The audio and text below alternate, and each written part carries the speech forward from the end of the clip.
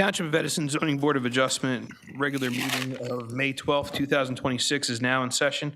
Adequate notice of this meeting as required by the Open Public Meetings Act of 1975 has been provided by the annual notice published in the Home News and Tribune on December 24th, 2025, has been posted in the main lobby of the municipal complex on December 4th, 2025. Please join me in the pledge allegiance to the flag. Pledge allegiance to the flag of the United States of America, to the republic for which it stands, one nation, under God, indivisible, with liberty and justice for all. Madam Secretary, roll call, please. Mr. Carley? Ms. Knight? Oh, she is away. Mr. Salmon? Here. Mr. Cerrito? Here. Mr. Schneider? Here. Mr. DeVay? Here. Mr. Sadaha? Here. Vice Chair O'Gorman? Here. And Chairman Kamba? Here. Thank you. Thank you. Madam Secretary, minutes for consideration. We have the minutes of April 28th, 2026 for approval. What's the board's pleasure? Motion to approve. Second. Motion made by Vice Chairman O'Gorman, seconded by Mr. Sadato. Roll call, please. Mr. Schneider? Yes to the motion. Mr. Cerrito? Please no vote on that one. Okay. Mr. DeVay? Yes on the motion. Mr. Sadaha? Yes on the motion. Vice Chair O'Gorman? Yes on the motion. And Chairman Kamba? Yes on the motion. Thank you. Thank you, Madam Secretary. Madam Secretary, next resolution. First resolution, we have a Z28, 2025, Vikas Sharma for approval. Motion to approve. Second. Motion made by Vice Chairman O'Gorman, seconded by Mr. Sadato. Roll call, please. Mr. DeVay? Yes on the motion. Mr. Schneider? Yes to the motion. Mr. Sadaha? Yes to the motion. Vice Chair O'Gorman? Yes to the motion. And Chairman Kamba? Yes on the motion. Thank you. Next resolution, please. Z1, 2026, Roanoke Park for approval. What's the board's pleasure? Motion to approve. Second. Motion made by Vice Chairman O'Gorman, seconded by Mr. Sadato. Roll call, please. Mr. DeVay? Yes on the motion. Mr. Cerrito? Yes on the motion. Mr. Sadaha? Yes on the motion. Vice Chair O'Gorman? Yes on the motion. And Chairman Kamba? Yes on the motion. And our, Final resolution. last one is Z4, 2026, Solomon Afua for approval. What's the board's pleasure? Motion to approve. Second. Motion made by Vice Chairman O'Gorman, seconded by Mr. Sadato. Roll call, please. Mr. DeVay? Yes on the motion. Mr. Cerrito? Yes on the motion. Mr. Sadaha? Yes on the motion. Vice Chair O'Gorman? Yes on the motion. And Chairman Kamba? Yes on the motion. Thank you. And let the record reflect that Mr. Chabra has arrived. All right, good evening, ladies and gentlemen. This is a regular meeting of the Edison Township Zoning Board of Adjustment. The board is composed of Edison Township residents appointed by the municipal council who volunteer their time and service to the board. The municipal land use law requires that members successfully complete a land use training course administered by the New Jersey Department of Community Affairs. This board also holds in-house training conducted by our board professionals. The zoning board abides by the provision of the municipal land use law in addition to our board's bylaws. The zoning board is a quasi-judicial land use board, which differs from the township planning board. Under the municipal land use law, board members are required to be impartial and are not allowed to discuss any case prior to being considered at a hearing. All applicants will have the opportunity to present their case before the board, along with the opportunity for board members and board professionals to question the applicant and their witnesses. At the conclusion of the applicant's presentation of their case, the case will open to the public. Residents within 200 feet of the subject site will be heard, followed by residents from outside of 200 feet. All residents will be sworn in, they'll provide their name and address, and they'll be given 6 minutes to comment on the application being considered without the opportunity for rebuttal. Residents may ask questions of the applicant's professionals, and board professionals. The board requests that these questions are asked prior to any commentary being made on the application. Once commentary begins, the resident's timer will begin. The applicant will be allowed for the opportunity for cross-examination of their witnesses. Under the law, the chair is allowed to stop any commentary which is repetitive or an attempt to filibuster the board. Further, the chair is allowed to stop any commentary that is irrelevant to the case or prohibited from the board's consideration. Once the public portion is closed, all public comments are ended unless new testimony is presented by the applicant. Following the closure of the public portion, the applicant will have the right of summation on their application. Following summation, the case will go to the board for decision. This procedure has been followed by the board and is similar to the procedures followed by boards of adjustment statewide. The municipal land use law requires the board to engage in a balancing act and is not required to strictly apply township ordinances, zoning plan, or master plan. As Board of Adjustment, variances are granted when appropriately necessary, following all legal considerations. As has been the case with prior boards, this board will see where we're at this evening if we are still in session around 10:30 p.m. I ask that all applicants, professionals, and residents show respect to each other and be civil throughout all proceedings. I ask that you withhold applause, booing, or interrupting anyone while they are speaking. The chair will not tolerate any outbursts by applicants, professionals, or the public. Further, since most cases are being recorded by a court reporter, I ask that speakers do not speak over one another. Madam Secretary, first case on the agenda, please. Case number Z36, 2025, PSENG at 19 to 21 Meridian Road and 1750 Oak Tree Road.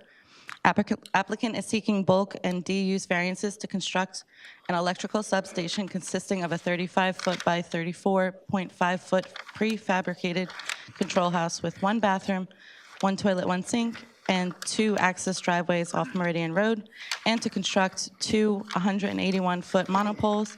The following standards have not been met. Electrical substations are not a permitted use in this zone, along with bulk variances attached to the rider. Affected property is located in the RI and RA zones, designated as block number 546.40, lot number 22, and block number 54617, lot number 28, on the Edison Township tax map. All noticing paperwork is in order. Good evening. Good evening, members of the board. I think this is our 3rd week in a row. It's a pleasure to be here again. I think I have to start coming here in my free time just to keep the streak going. My name is Rebecca Maioriello. I am an associate attorney at Connell Foley, and I'm here on behalf of the applicant, Public Service Electric and Gas Company, also known as PSENG. As your board secretary said, we are here seeking preliminary and final site plan approval with D1 variance reviews, as well as various C bulk variances to construct a new 2030 13 kV electrical substation on 2 adjacent parcels within the township of Edison. One parcel is known as 1750 Oak Tree Road. This parcel is in the RA residential district. And the other parcel is 1921 Meridian Road. This is located in the RI restricted industrial district. So this is actually a split zone property. Now, 1750 Oak Tree Road has actually been owned by PSENG for almost 100 years. So it predates zoning, even though it is zoned residential. This site is a very long linear parcel. It stretches over 200,000 square feet. And there today is an existing electrical transmission line. There's various lattice towers there. There's underground gas pipes and other utilities located on the site. PSENG is the contract purchaser of 1921 Meridian Road. Existing there today, it's a vacant industrial building. It's about 1 story high, and there's a pretty much empty parking lot there. So in addition to constructing a substation, PSENG is also proposing various other improvements, such as demolishing one of the existing lattice towers, constructing 2 new 181-foot high monopoles, the construction of a 20-foot high perimeter security wall, a 10-foot high security fence, access driveway, and various other improvements that you will hear about this evening. We are in receipt of various reports by the board's professionals. We're in receipt of a Neglia review letter last dated February 24, 2026. We're also in receipt of various review reports from Delaware Raritan Engineering, Inc., dated April 27, 2026, and today, May 12, 2026. Since the April hearing date that we were initially scheduled for, we met with your board engineer. We discussed his review letter together, and in his review letter that he issued today, you will see Mark's, has various language in it, such as condition of approval, resolution compliance. Some of his concerns were addressed in our response letter to him. So we met with him. We will continue to meet with him. So we just ask that tonight, unless it's at the board's pleasure, that we don't have to go through the report line by line, as we would like to just work it out with the board's professionals. Absolutely. If Mr. Carley's happy, we're happy. Yes, and I think the board's He looks pretty happy. and thank the board's professionals for their time in meeting with us. So with that, I'm ready to call my first witness. Please proceed. Thank you. I would like to call Richard Strauss, who is the PSE&G project manager.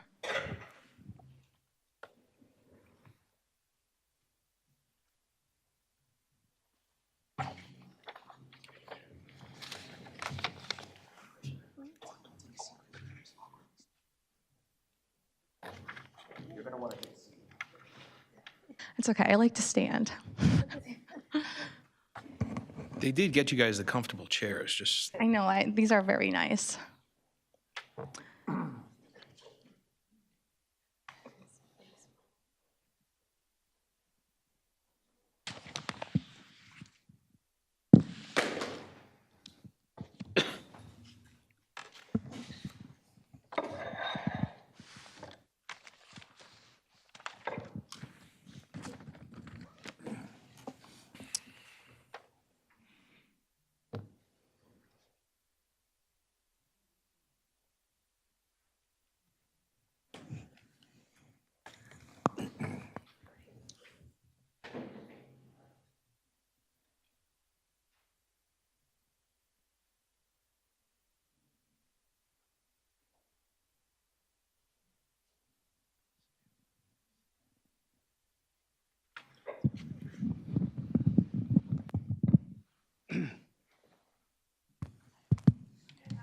If you could raise your right hand. Do you swear or affirm that the testimony you give tonight will be the truth? Yes. Can you state your name and business address for the record, please? Richard Strauss, S-T-R-A-U-S-S. Business address is 4000 Hadley Road, South Plainfield, New Jersey, 07080. Mr. Strauss, if you could just bring the microphone podium closer to you. Thank you so much. You're welcome.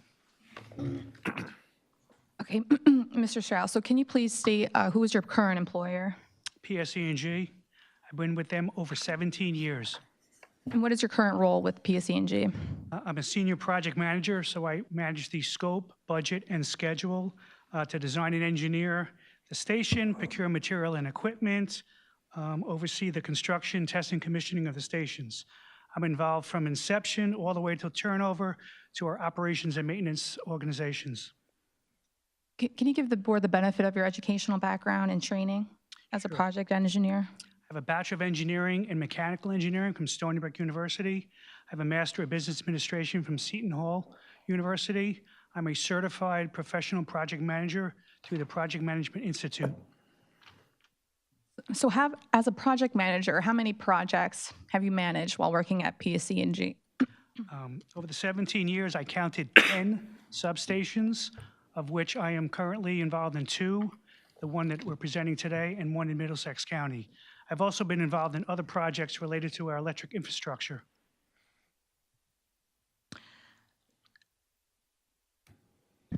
Okay, so when you say you're involved with the approval process, like land use approvals from start to finish? Correct.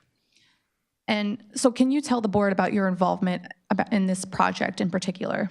Again, I oversee the entire project lifecycle, so I'm working with various subject matter experts and stakeholders in executing and initiating the project. And do you have any familiarity with this site? Yes.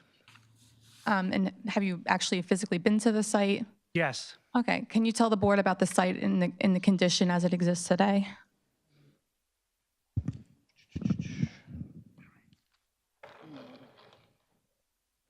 So before you start talking about this, this is a tax map of the site and nearby sites. It's prepared by PSE&G. Can we mark this into evidence as A1? And just for the record, it's an overall site plan. It is dated November 17th, 2025. All right. So this application is touching upon, as Rebecca had noted, we have an existing transmission right-of-way that's been around since around 1,000 years. In particular, we're going to be presenting or proposing a substation in this area, which the address is 19-21 Meridian Road.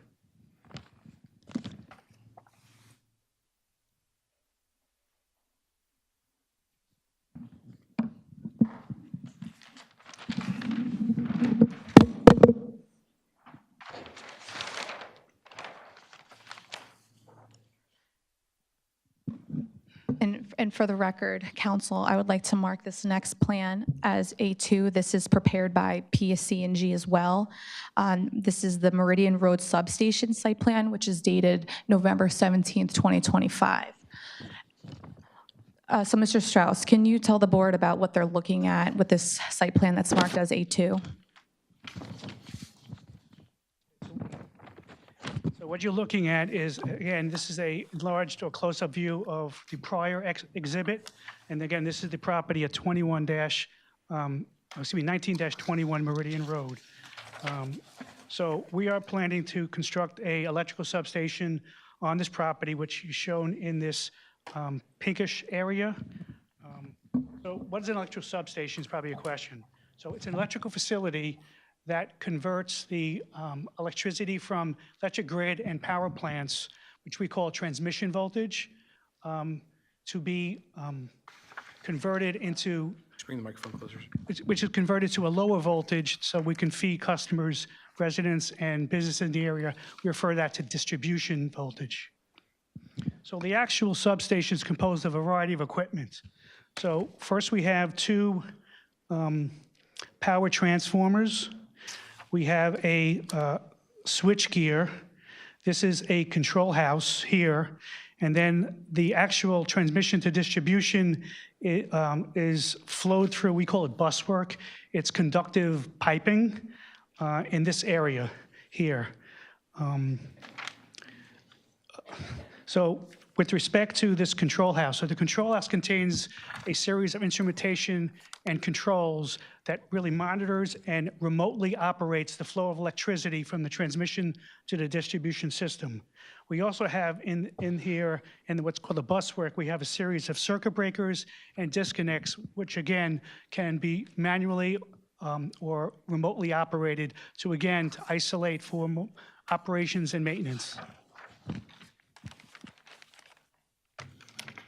We're also proposing, and it's not easy to see, and it was mentioned before, two 70.5-foot lightning masts, which protect the electric equipment from lightning strikes. And then also in the right-of-way, actually it's up here, direction's off, we're proposing two 180-foot monopoles, and we're also going to be removing one of the old lattice towers.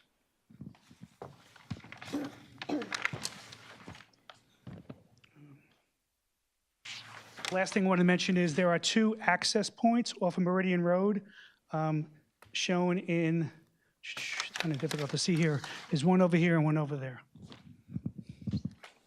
Okay, now, Mr. Strauss, can you give the board the benefit about how operations will be conducted on this site, how many employees will be on this site at any given time?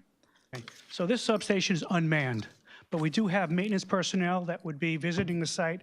They should be visiting the site once per week. That personnel will be on site about 1 to 2 hours. They will typically drive a small van or pickup truck.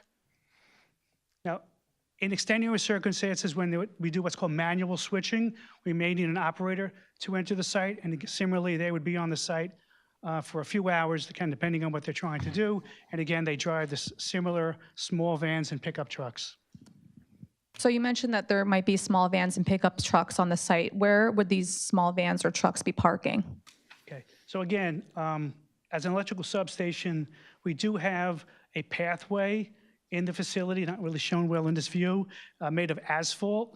So when the employee comes on site, they'll drive that pathway, which is around the equipment, and typically park near this control house back here. So are we proposing any parking spaces, any striped parking spaces on this site? No, again, it's unmanned. There's no need for any permanent parking spaces. What about loading? Where will loading be conducted on the site? Similarly, we don't have any loading zone on-site or off-site because we're not necessarily consistently bringing anything in. Now, again, the maintenance personnel has their own tools. It's in their van. When they leave, they bring it with them. So these tools that will be coming on the site, I mean, I guess if they're small or large enough just for one person to carry, there wouldn't be heavy machinery by other trucks carried on and off the site. Yeah, when this facility is completed, yes, there's really no heavy machinery that's necessary on a normal basis. How will refuse be handled on and off the site? So PSCG's policy is that any refuse, coffee cups, water bottles, food scraps, whatever they take on the site, they have to take off the site. We also encourage them to walk around to see if anything has been windblown, take that off the site. Similarly, anybody who comes on site, again, whatever comes on has to come off. Now, how about, can you give the board the benefit about any environmental studies that have been conducted on this site?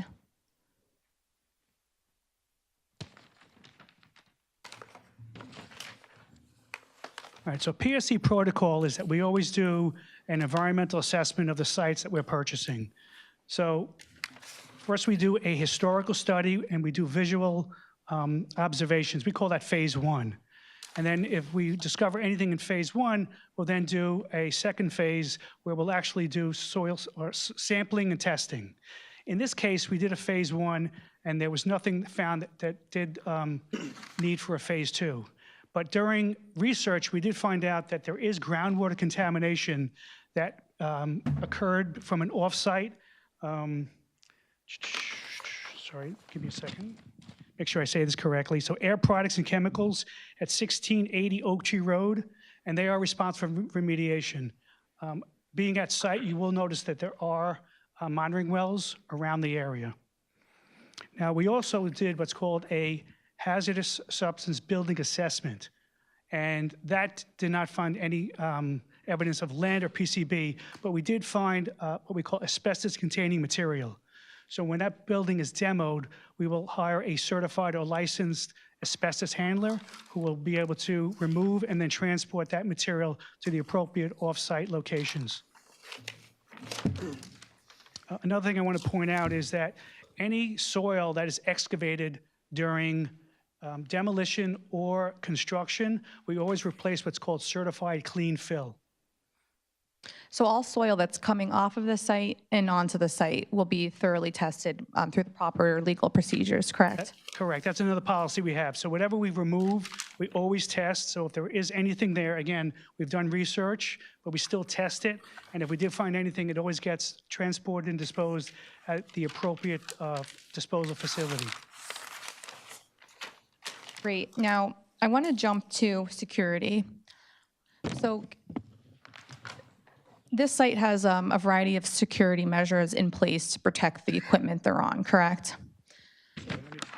So, sorry, just before you start flipping around, Rich, let me, I just want to enter this into the record. Oh, sorry. That's okay. Council, I would like to mark this next exhibit as A3. This exhibit, it's multiple pages, and it's prepared by PSC&G along with their project engineers at Burns McDonnell. It's 1, 2, 3, 4, 5. Okay, so this next exhibit, A3, it's 5 pages consisting of a aerial map and renderings. And I want to pass this out to the board.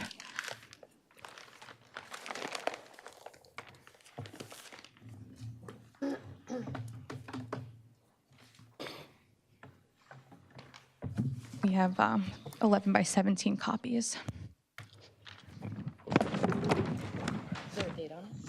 There is no date, so we can date it for today, May 12th, 2026.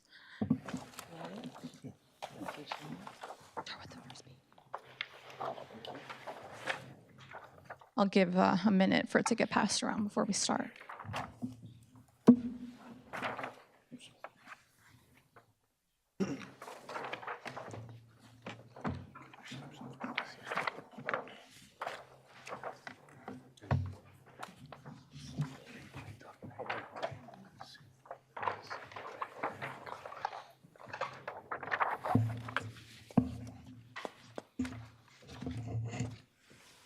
Okay, Rich, please proceed.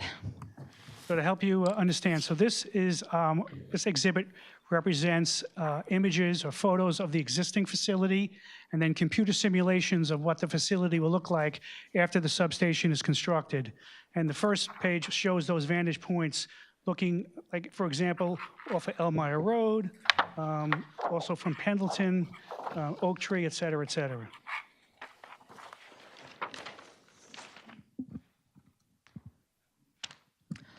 Okay, so first we're looking at viewpoint 1. So can you just describe to the board what this is? All right, so what we're seeing now is this is looking from Oak Tree Road down the existing transmission right-of-way. I mentioned before about a lattice tower. This obviously will be removed, as you don't see it in the image down below, and this is what we refer to as a monopole. So the design of these transmission towers has drastically changed from the 1930s, 40s, 50s, and beyond. So that's the reason you see something different. Constructability is actually the benefit of this particular style. And then what are they looking at below? So again, this would be the image of the proposed substation on the property. And you'll see here is the existing building that I believe is unoccupied. Great. So do you want to turn to the next viewpoint?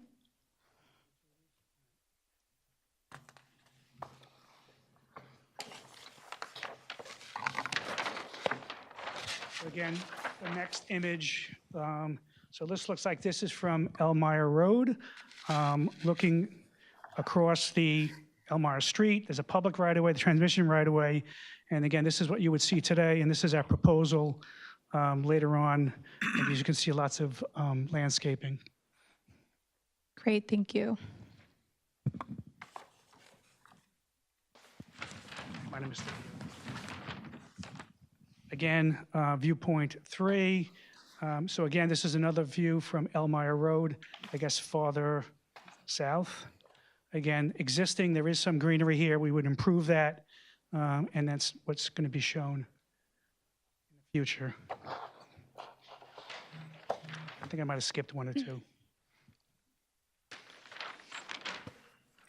So Rich, as we talked about, we're proposing some security measures here, right? One of which being a 20-foot Yeah, I guess high wall and the next one being a 10-foot fence. So, as a project manager, because we have another witness here to talk about security, can you just talk about PSE&G's policy with respect to these security measures? Okay. So, and the reason I wanted to show this is because it gives the best visual. So PSEG safety and security requirements. So in this particular case, we propose building a 25-foot precast concrete wall around 3 sides of the facility, shown here. And then so that would be the north, south, and east. And on the west side, and again, it's kind of hidden, we have what's called a anti-climb, anti-cut fencing, which is typically black. Kind of looks a little bit like maybe wrought iron. We have a physical part of the fence, if it would please the board to see it. Would the board want to see the fence? So, Yeah, correct me if I'm wrong, that there's was the only landscaping view. in front of where the fence is, so you were proposing trees, so you wouldn't see the fence anyway, correct? Correct, yeah. Yeah, No, so it's pretty good. much all you can see from here. Yeah, no, we're good. Thank you so much. Yeah, so another one I want to point out is that aesthetics is very important to PSEG, and many municipalities over the last several years have asked us to sort of hide our stations. And that's one of the reasons why we have this concrete wall. And you'll also notice in particular, this has faux windows and architectural columns. So we worked with Mayor Joshi and his administration to discuss options.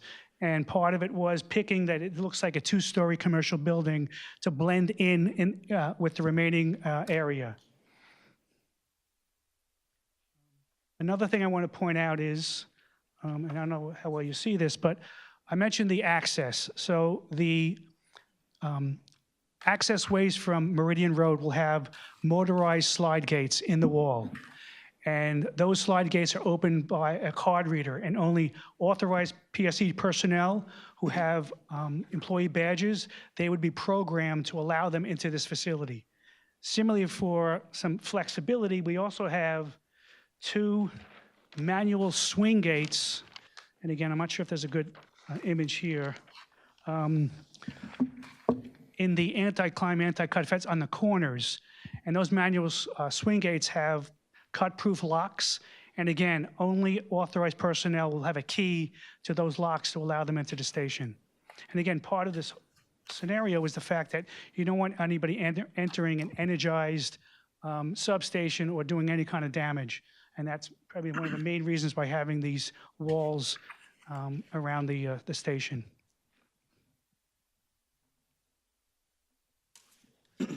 Thank you. I have no further questions for this witness. Does the board have any questions for Mr. Strauss? Mr. Chairman. Mr. Dave? So as I understand, this structure is basically 4 walls. 3 side is the structural wall panels with the columns, and the one side is just the fence, wrought iron fence, correct?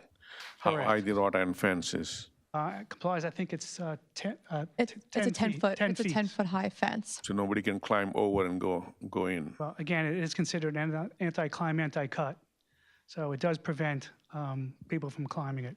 And then aesthetically, to make it nice looking on that side, because there are a lot of residential properties from the easement, you are planting the trees there, shrubs, right? Correct. So one of my thoughts about having the anti-climb on that side, again, a lot of aesthetics. So any resident that's on Elmire Road, there's a pretty decent distance between Elmire Road, the public right-of-way, the transmission right-of-way, and then the shrubbery. So even on some of these images, you know, it's kind of, unless you really get right up close to it, you will not see that.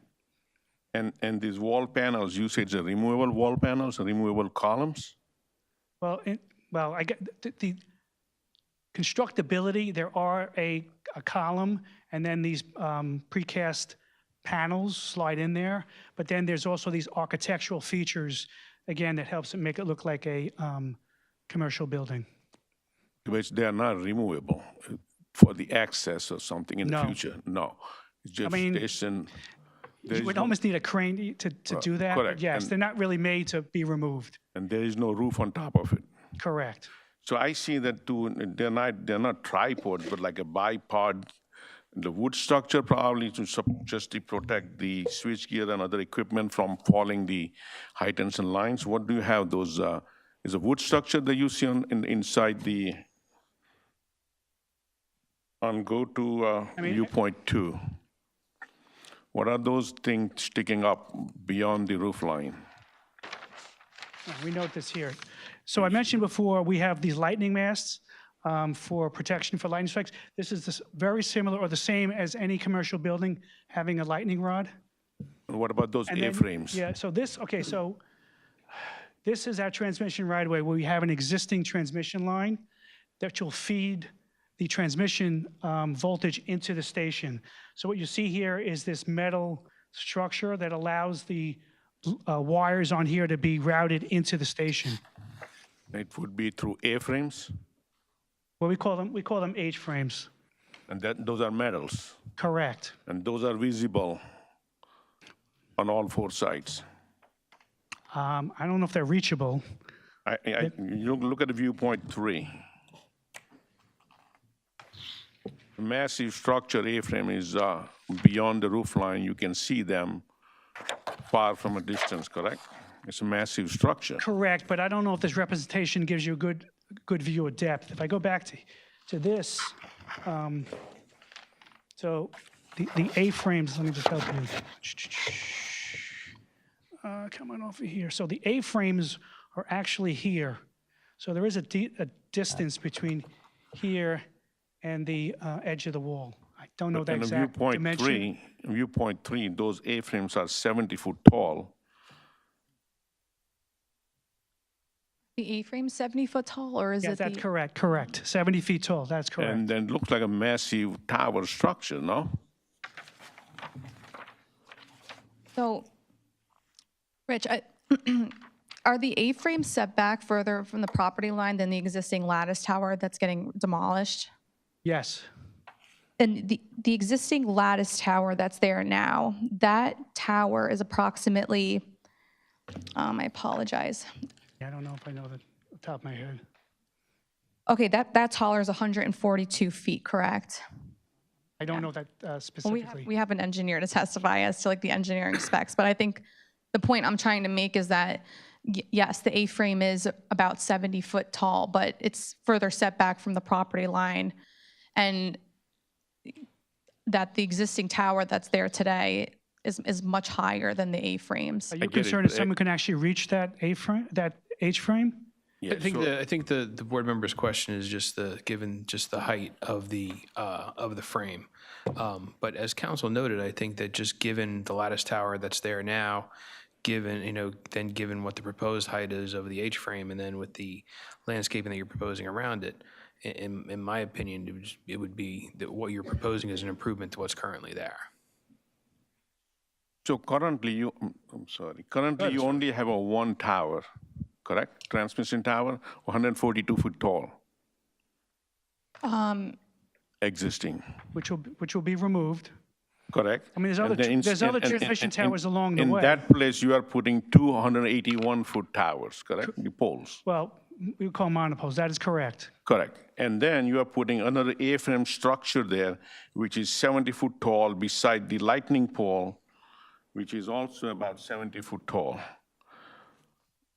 They're all visible structures beyond the building roof line. It's going up that high. Do you need those A-frame 70-foot talls? That's the Yes. question. Yes. The basis of all the heights and distances of equipment is related to OSHA standards for safety clearances. Do they need to be that massive in size? Because I just see it based on the way I look at, what's the size, what's the diameter of those A-frame columns? Those You are, know, I think, We have an engineer that's going to testify. I don't know okay. if you have Is there any way details you about can the reduce the, A-frame that, circumference or diameter. We can get that at when the engineer comes to testify. Okay. and then all your equipment, including the switch gear and transformers, all of them would be within the enclosures, correct? Yes. And switch gear are enclosed in any kind of structure, is they still exposed? It is we call it an enclosure. I wouldn't necessarily call it a building. I probably didn't mention, the control house is an IBC certified modular building. The switch gear would have some kind of Yes. enclosed building, Yes, correct? it is enclosed. That's correct. And what's the maximum KV of these transformers? These are 230 to 13 kV. 13 KV? 60 MVA, I believe is the, And what do you have currently on this site? Nothing, right? No equipment? correct. well, that's not correct. Because there is an existing one-story building there today. Was that your question? Is there anything? Yeah, what do you have currently there? So what's currently there, if you see, It's a warehouse building. so that building on the top is what's currently there today. On the bottom is what we're proposing, including, right, the A-frame, the various poles, and additional landscaping to try to enclose Correct. what's is proposed. There is no PSCNG transmission facility here existing currently, no? Correct. Not just in this adding it. location, that is correct. Why did you pick this location and not somewhere else? Okay. Did you try to look any other locations? This all Oak right. Tree Road is very busy road, and even does the Meridian. All right, so the reason for this project, which we didn't get to, is, so we have a substation called New Dover in Edison, and we have another substation, Kilmer, in Piscataway, and those are both overloaded. So if you think about our distribution system, it's like a network. So we need to pretty much create another node, and this location is almost equally spaced within those two other substations. So those stations which feed residents in Edison will be fed from this facility. So approximately 6,000 customers will be fed from this new station. You couldn't find any other remote locations more interior than Well, the we major actually found highways? something on Oak Tree Road that the administration actually was opposed to. So another thing, the fine property. So we need basically three criteria. One, we need a piece of property that is configured and sized to allow to build one of these substations. Two, we want to be located in such a way that we can get to a transmission and a distribution system. So right now, the transmission is right next door on this transmission right-of-way, and the distribution lines, pole lines are on Oak Tree Road. And the third major criteria is we need an owner who's willing to sell us a piece of property. So you say one piece of property is owned by PSCNG, and other piece of property is leased, rented, or PSE&G bought the They other are under contract, so the vacant building that you see on top, it's currently a vacant commercial building. There's no operation in it whatsoever. PSE&G is currently under contract to purchase it. purchase? And yeah, if they should get the approvals, then they would purchase it. Yeah, we would close on the contract. And you said if there's any contamination, it would be remediated. Before you, any contamination of any kind of environmental issues, it would be remediated before you build the facility, correct? Yeah, we're obligated. So if we found anything on site, I mentioned before, we then test it, and then there is notifications that have to go, probably to NJDEP. And your transformer will have some kind of oil, which is also, if it leaks, can create contamination. You will have some kind of way to control that in case it leaks, correct? Correct. So those transformers, which have mineral oil in them for cooling, we actually have a containerized foundation. So if there ever is a leak, it is contained in that open area, and they're designed to handle more than whatever's inside the vessel. So there will be enough containment there, so there will not be leak in the ground. Right. I also mentioned the control house. So there's a lot of monitoring going on. So if there was anything going on with this transformer, we would be notified, or operations would be notified, and they'd come out and they'd take a look before anything happens. So yeah, I mean, maybe temperature may go up, that could be a leak, and they would come out and investigate. Right, thank you, Mr. Chairman. Thank you, Mr. Dave. Any other questions for Mr. Strauss? Mr. Chair, I have a question. Ms. Chopper? So just to clarify, on viewpoint 2, you'd mentioned that the existing lattice tower, which is 142 feet, is being demolished, correct? Yes. But you're also installing a closer up monopole that's 181 feet, is that correct? Correct. So it is going to be closer up to the road and a greater structure. Yeah, a little closer. I don't know if there's distances on that. That is correct. Would you happen to know how far away from the Oak Tree Road this would be, the big monopole? Our site plan would have that, and we could have our engineer Yeah, testify. I don't know off the top of my head. Okay. There might be dimensions on some of these drawings that we've Okay. submitted in the package. So just to clarify, that transmission area between the warehouse and the residential area is PSE&G's, and PSE&G is looking to purchase that warehouse to also convert this and add it to their existing lot. Is that correct? Correct. Okay. Thank you. You're welcome. Thank you, Mr. Chopper. Any other questions? Okay. Thank you very much, Mr. Strauss. Thank you. Up next, I would like to call Jerry Sanseverini, who will testify as to the purpose of the 25-foot tall security wall.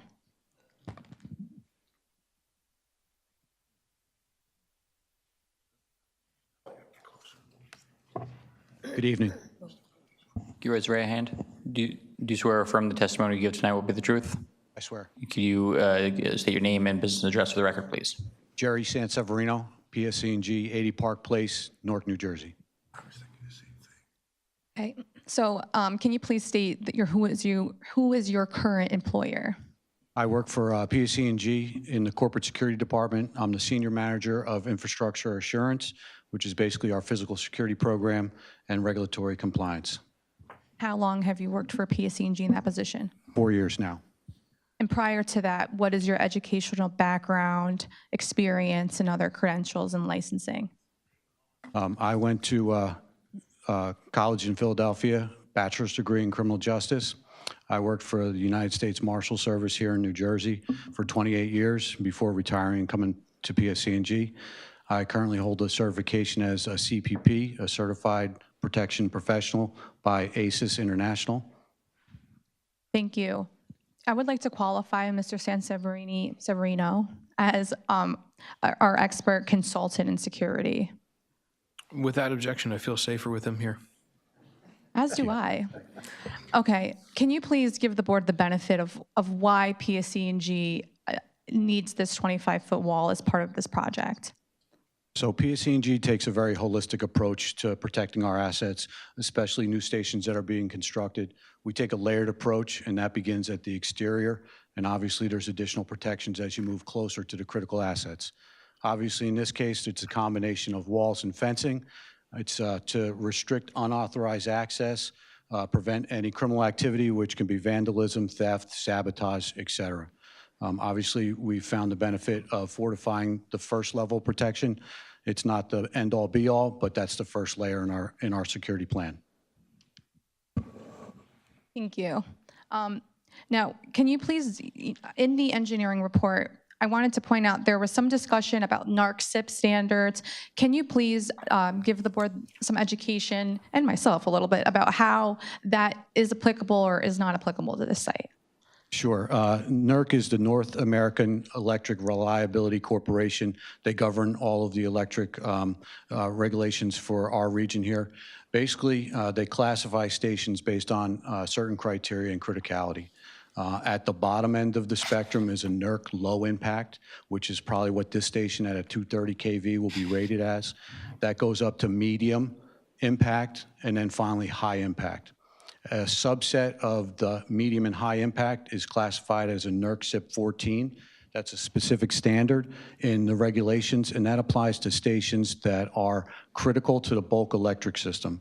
If something happens to that station, it has cascading effects on the upstream and downstream stations and the bulk electric system in general. This is not a SIP 14 location. It will never be a SIP 14 location based on where it's at and the transformers that are there.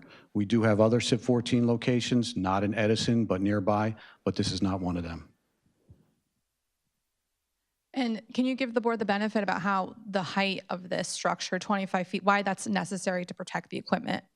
Sure. Obviously, the assets that are inside are tall, some of them over 24 feet. So obviously, we want to protect that from the outside, any of the bad actors that would look to engage or target those assets to impact the bulk electric system. Obviously, on the front side with the 10-foot anti-climb fence, there's not a line of sight for the internal assets. The only three sides are the ones that we're concerned about from certain vantage points based on some of the risk assessments we conducted here.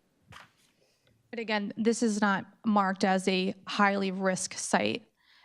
And is it fair to say that PSE&G is taking these preventative protective measures in the utmost abundance and of caution? Yes, the company takes a very proactive approach. Obviously, based on the criteria and the ranking of these stations, we look to build above and beyond our minimum baseline. In this case, this is a perfect example where we're taking the opportunity during construction to build at a higher level and above the minimums that's required by the regulation. Thank you. I have no further questions for this witness. I defer to the board. Does the board have any questions for Mr. Sanseverino? Seeing none? Thank you very much, sir. We appreciate it. Thank you. Thank you. Okay. Our next witness is our project engineer, Michael Blake.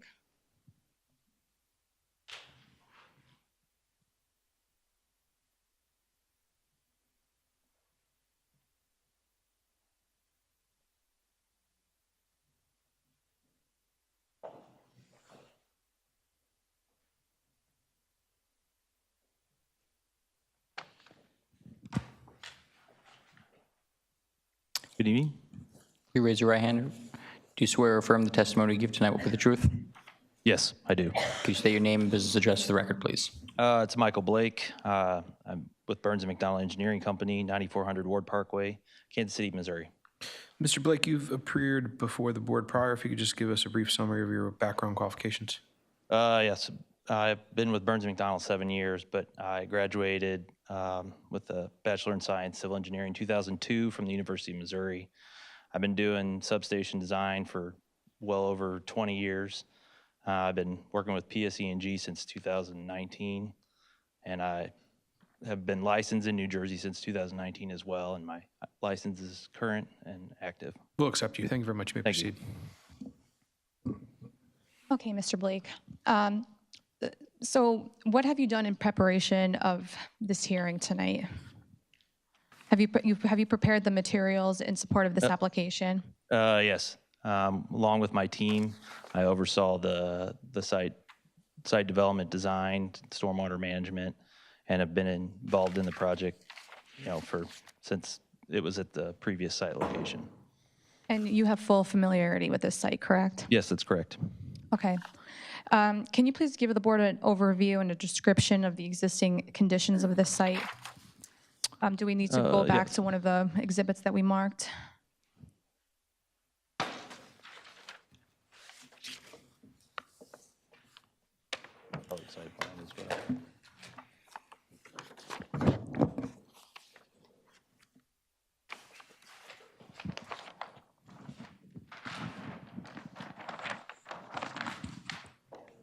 And just for the record, this was already marked as A2. This is the Meridian Road substation Site plan. site plan.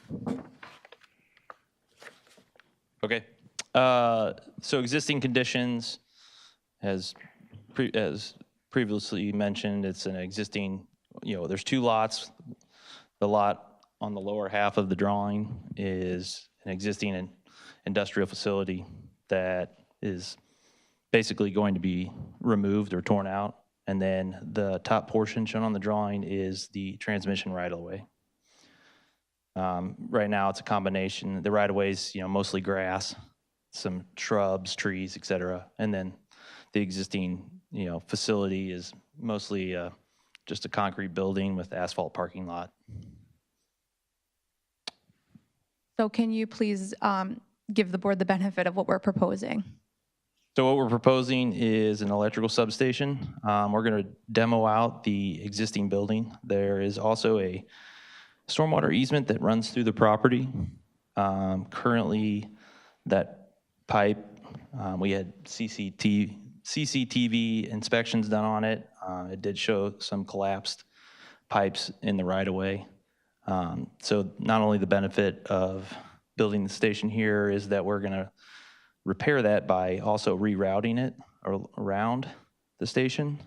So we're going to take where it comes across Meridian Road, route it to a new easement around the station, and then we're going to tie it back into an existing manhole up in Elmire Road. Additionally, the building will be torn out. We'll be removing all the asphalt and concrete and replacing it with the substation. Now, there are concrete foundations associated with it. There is, impervious surface access road around the outside, but within the general area of the equipment, it is a clean crushed rock stone, which when I say clean crush, it's not like a gravel road you'd think when you're driving on, a county road or something like that. Has minimal fines and really helps, not only store some of the storm water, but it also is there for safety reasons.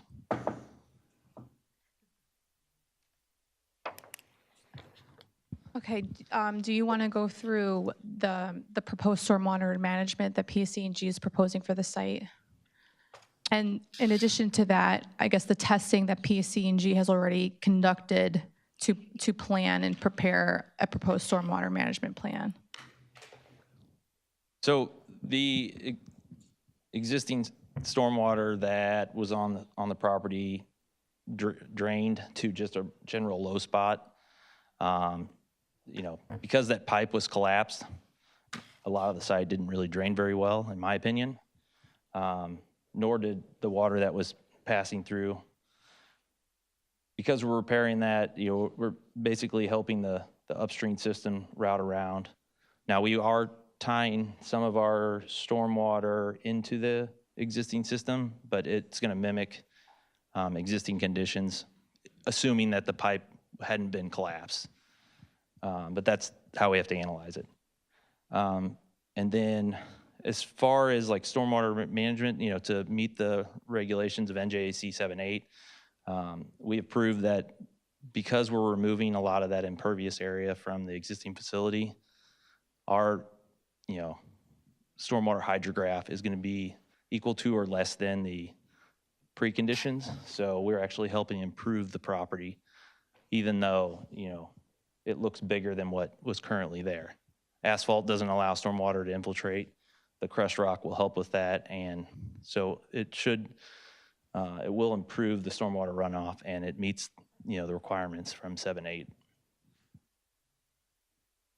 And, for the record, can you just let the board know, we already made a submission to the DEP in connection with any improvements on this site, correct? Yes, that is correct. The main reason we did submit to DEP is because there is impacted wetlands, and they have deemed us as administratively acceptable or complete. Great, thank you. Can you just share with the board, we're proposing an access driveway on this site. Can you just, for the record, because we are requesting some variance relief with respect to that access driveway, share the dimensions of that driveway and access to and from the site? So yes, we are adding 2 access points off of Meridian Road, basically on either side of the property frontage. This is basically to help with circulation paths, especially if there ever needed to be maintenance done with one of the larger pieces of equipment. But in general, the main individuals or PSE&G personnel that come on site will be able to circulate through the station with a minimum width of a 16-foot wide road. And that's designated, you can see that it's a different material. It's not, it's asphalt. And so it's not, the crushed rock surface, but that is also where maintenance vehicles will be routed through the station. That's where they'll park if near the equipment that they're working on. Both access points do have 20-foot wide gates, though, and that does allow for larger vehicles to get in there. One of the things we did discuss with is if a fire apparatus did need to gain access, could it make it a circulation through, and it can. And we submitted a set of your site plans to the fire department, that's correct? Yes, that is correct. And I'll stipulate as a condition of approval, we will work with the fire, police, emergency services so that they also thoroughly review and vet these plans and find them acceptable. Okay, Mr. Blake, can you please go through the proposed lighting plan for the site? So the proposed lighting, PSE&G has kind of their own requirements. Most of it's for maintenance and safety. They are a motion censored lighting. It's not something that's going to be on all the time. If there is night work that would be required, maybe like in case of an outage or an emergency or something like that, then yes, those lights would be on. But they are timered, so if they were to leave, they would eventually time out. Other than that, most of the lighting will be just standard, your standard lighting that you would see. We did a lighting study. None of the lighting should leak outside, especially with the perimeter wall. It helps contain it, but all lighting is contained within the station facility or within the property, I guess. So, Mr. Blake, we are not seeking any variances or waivers with respect to lighting spillage or illumination, correct? All of our lighting is compliant with the township ordinance? Yes, all our lighting is in compliance. The only thing that one of the review comments was with regards to would our lighting be in compliance with like street lights. There was a few other items. I don't remember the specifics without looking it up, but in general, we won't, because this is a private site, it's not, the public access isn't going to be there, and it's not going to be something that will be lit up every night all the time. So that's why we're not compliant with like street lights, but we are we do put in lighting that is in compliance with what PSE&G has for their standards for substations. So I guess in other words, right, there are some lighting requirements with respect to public facilities, correct? But we do not consider this a public facility. This is a private substation, no public access, correct? Correct. But to the extent that a waiver might be required, if it could be interpreted, we would request one. Okay.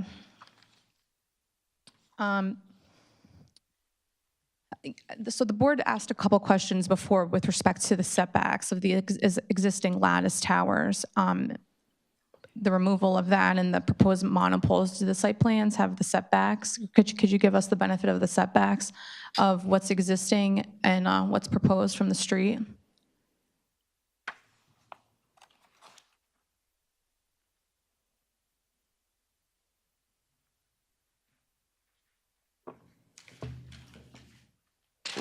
Sorry.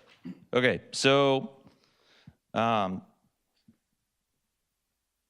the setback requirements, the front yard setback, a minimum front yard setback of 50 feet is required, and 3.7 feet is proposed.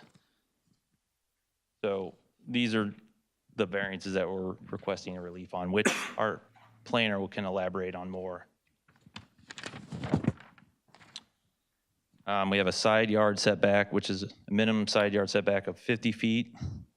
One side and 100 feet both is required, and ours is 4.7 feet and 22.8 feet as is proposed respectively. We have a rear yard setback, a minimum rear yard setback of 50 feet is required, and we have 0 feet as proposed. And then, sorry, and that was for lot 22. And then lot 28, there is a front yard setback, a minimum front yard setback of 35 feet is required, and we're at 34.7 feet. We have a rear yard setback, a minimum setback of 60 feet is required, and 0 feet is proposed. And that's, and like I said, the planner will elaborate more on those. Okay, thank you. I don't have any further questions for this witness. Okay, so we'll go through the professionals' reports. We'll start with Ms. Knight.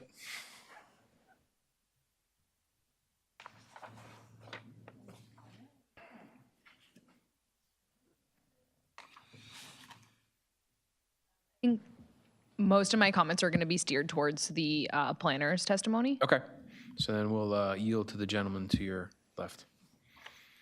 Mr. Carley. Excuse me, Mr. Chair. As Ms. Mariello advised the board at the outset of her presentation, this office has prepared 3 reports and had met with Mr. Blake and the design professionals to go through the first report and then the second report. What the board has in front of it now is our third report. And I think it's modestly streamlined, where it draws the applicant's attention to just outstanding items, which I believe Ms. Mariello and Mr. Strauss, Severino, and Blake have adequately addressed. In very many instances, I asked for testimony that has been provided and clarification to supplement that report. But otherwise, what the board will see in front of it is a pretty long list of recommended conditions of a board action. And so the question goes to Ms. Mariello. Those conditions that I recommend to the board, are they acceptable to the applicant? They are acceptable to the applicant. Okay. And that's the stem and the stern. Great, thank you, Mr. Carley. Thank you. Any questions from the board for Mr. Blake? Seeing none? All right, you left them speechless. Thank you very much. Thank you very much. Okay. My next witness is going to be Lisa DeFranza.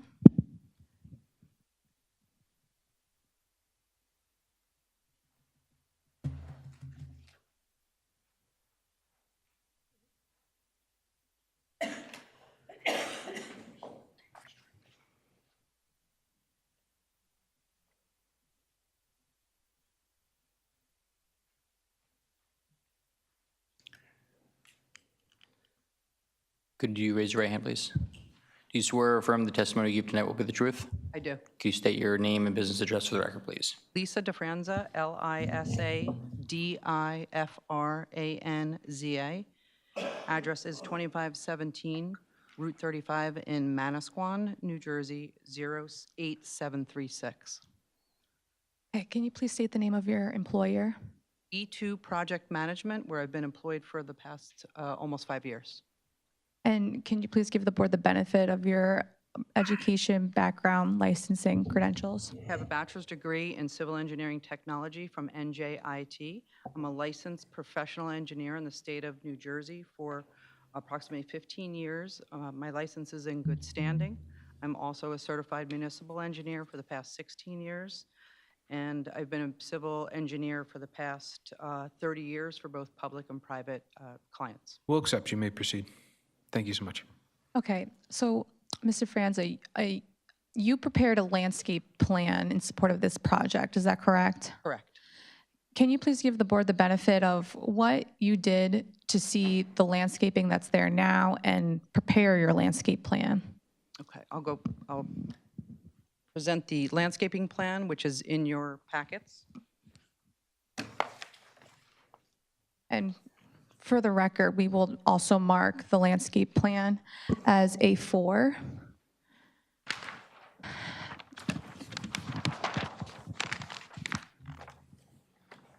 This is a signed and sealed landscape plan prepared by E2 Project Management, signed by Ms. DeFranza, and it's dated November 18th, 2025.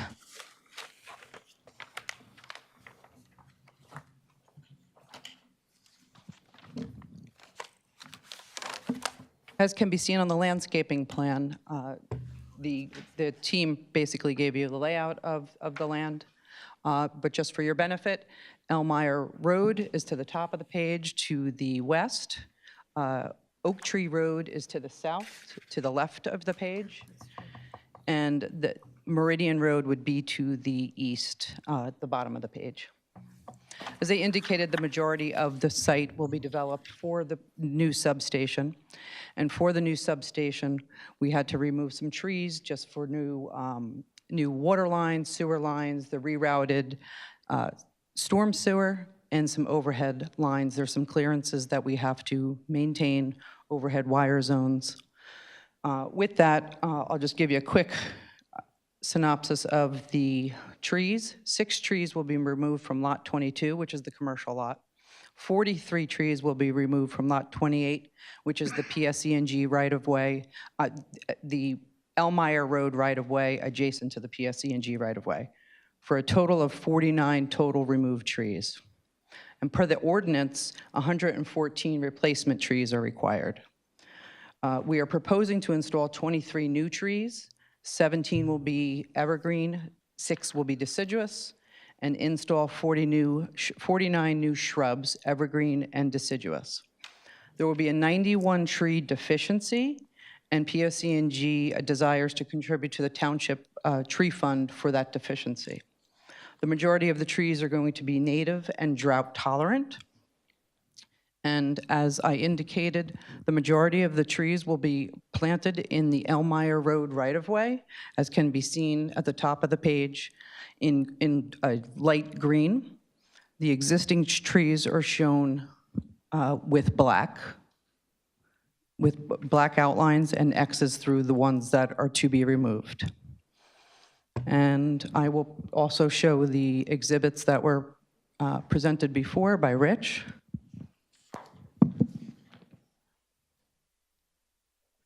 So this would be A3, going back to the renderings.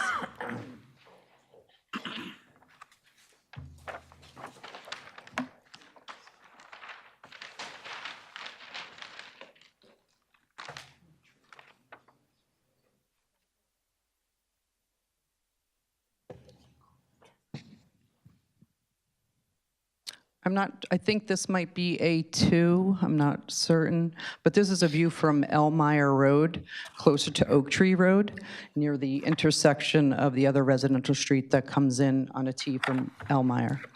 As can be seen right now, you could see the commercial facility at the top view, which is the existing view. Pendleton, I'm sorry, the street is Pendleton, at that intersection with Elmire. As can be seen right now, this is a fall or winter view, which doesn't show a lot of leaves on the trees. And for the benefit to show what it would look like for the majority of the year, we showed some of these existing trees with some leaves on it, in addition to the supplemented trees and shrubs that will be planted along here. These high evergreens that can be seen. You can see the A-frame and the structures in the back of the facility. And with planting evergreen and deciduous trees, there'll be a year-round buffer. So, Mr. Franza, is it accurate to say that PSC&G really concentrated and took care into planting on Elmira Road to enclose the substation from the residents on the other side?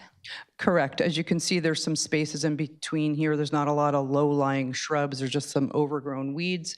We plan to infill the high story with some low-story vegetation for a better screen at a lower level if you were walking along Elmira.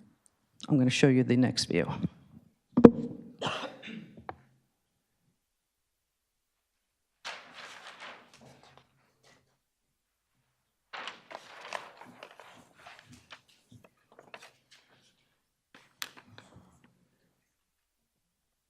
The next view is further down north on Elmira, away from the station, sort of looking at the corner of it.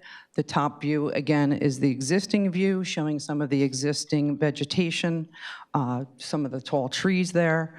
Some of the existing trees in one of the areas, water and sewer will have to be installed, and in addition to some overhead lines that will have to be rerouted around the station. So we tried to best plant some tall evergreen trees at the corner of the wall that you can see in the back, in addition to some low-lying shrubs that will be infilled along Elmira. So, Mr. Franza, in other words, PSC&G, is it accurate to say that they're faced with some restrictions on planting additional trees due to overhead and underground utilities?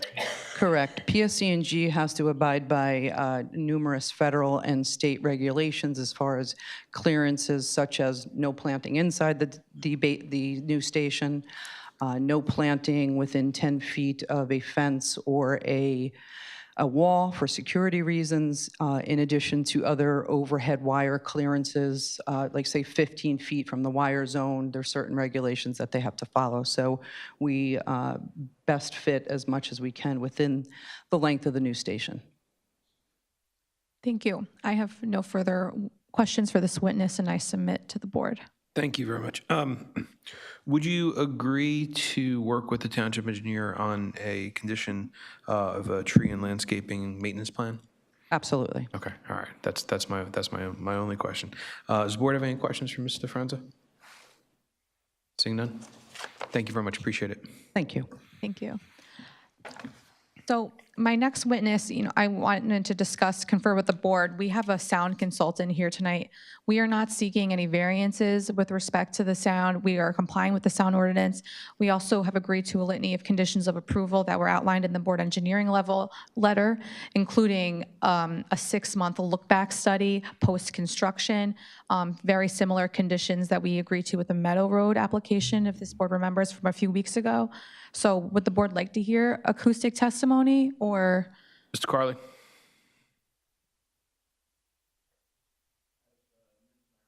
Just advised, the board will remember you had a young man standing up close to you and talking about the same, essentially from an acoustical perspective, an identical project. So that is up to you, Mr. Chairman, whether you feel the need for a rehash. Does the board feel? Want a refresher? You good? Okay, we're good. Thank you very much. Okay, although riveting, we're good. I was trying to find a music reference, but I'm a little off my game, about the acoustic, but it'll come to me about 10 o'clock, so hang around. Perfect, you got 2 hours. Okay, so with that, we are ready for our last witness, our project planner, Noreen Mariner.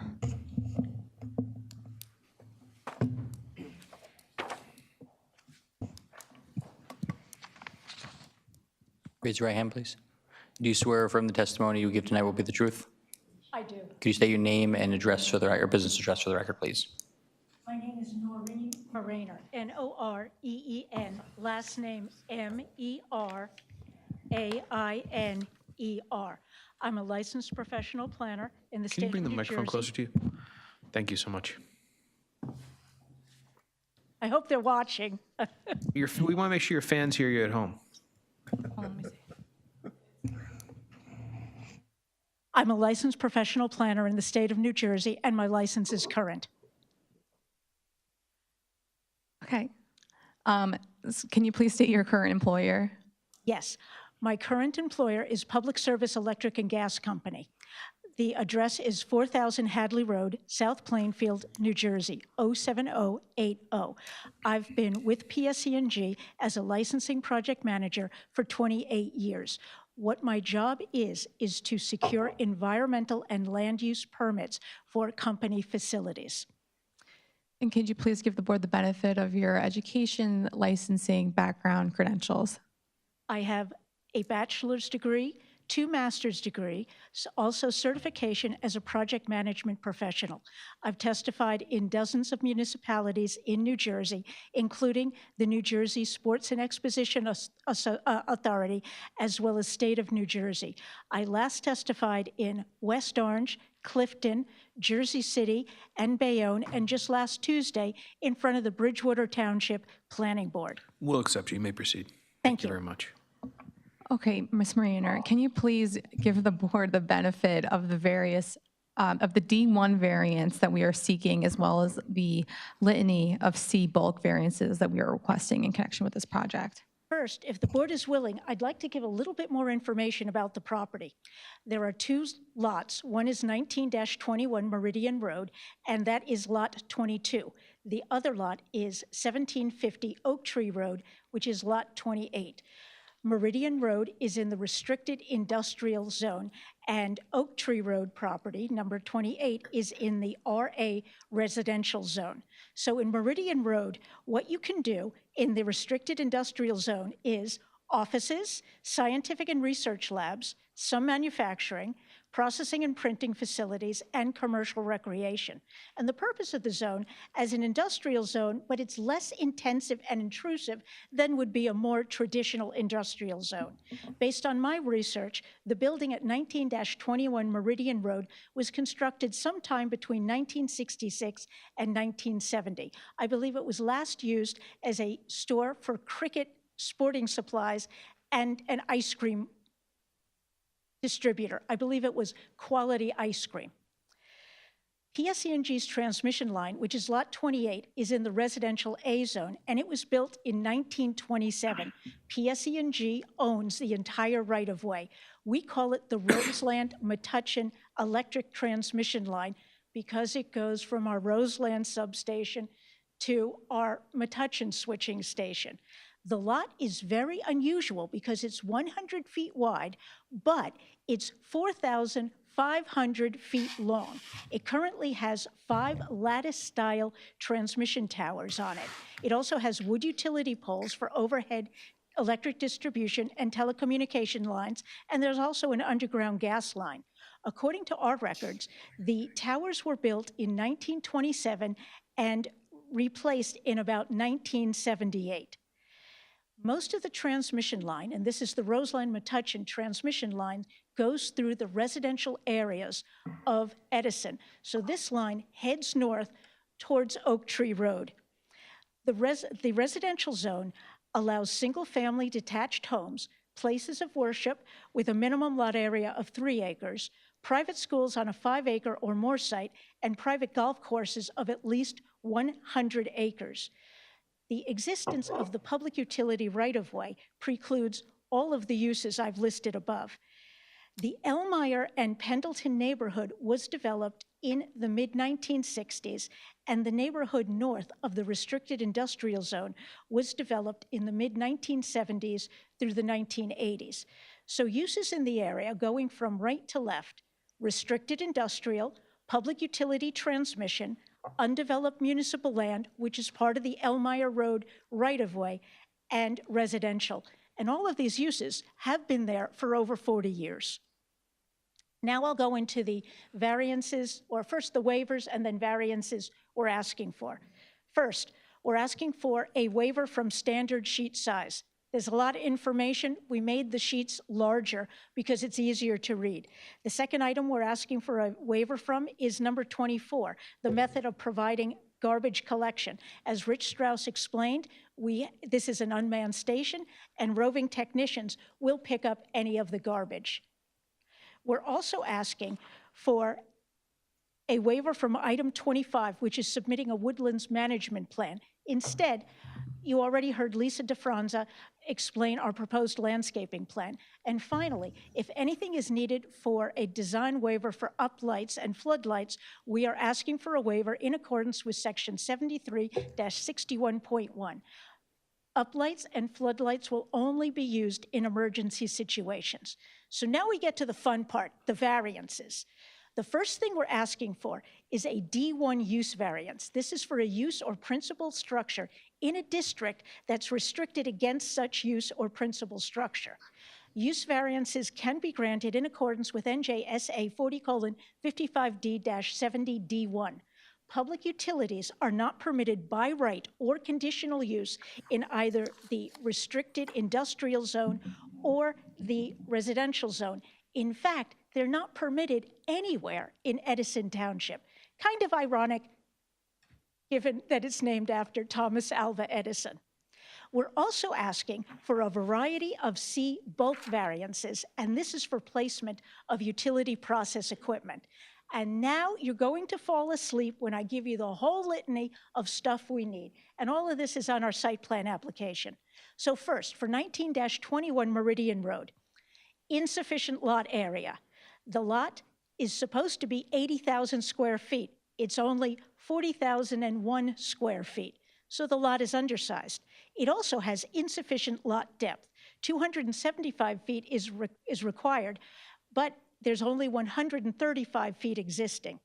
There's an insufficient front yard setback. 50 feet is required from Meridian Road, but our walls are 3.7 feet. Insufficient side yard setback. 50 feet is required, and our wall would be 4.7 feet. There's insufficient both side yard setbacks, 100 feet required and only 22.8 feet proposed. There's an insufficient rear yard, 50 feet is required and 0 proposed. There's too much lot coverage, 80% is required, and we're asking for 98.72%. There's not enough gross floor area. Our proposed building is actually too small. 5,000 square feet is required, and ours will only be 1,032 square feet. And this is the control house that Rich Strauss had mentioned. The fence is too high. 6 feet is required.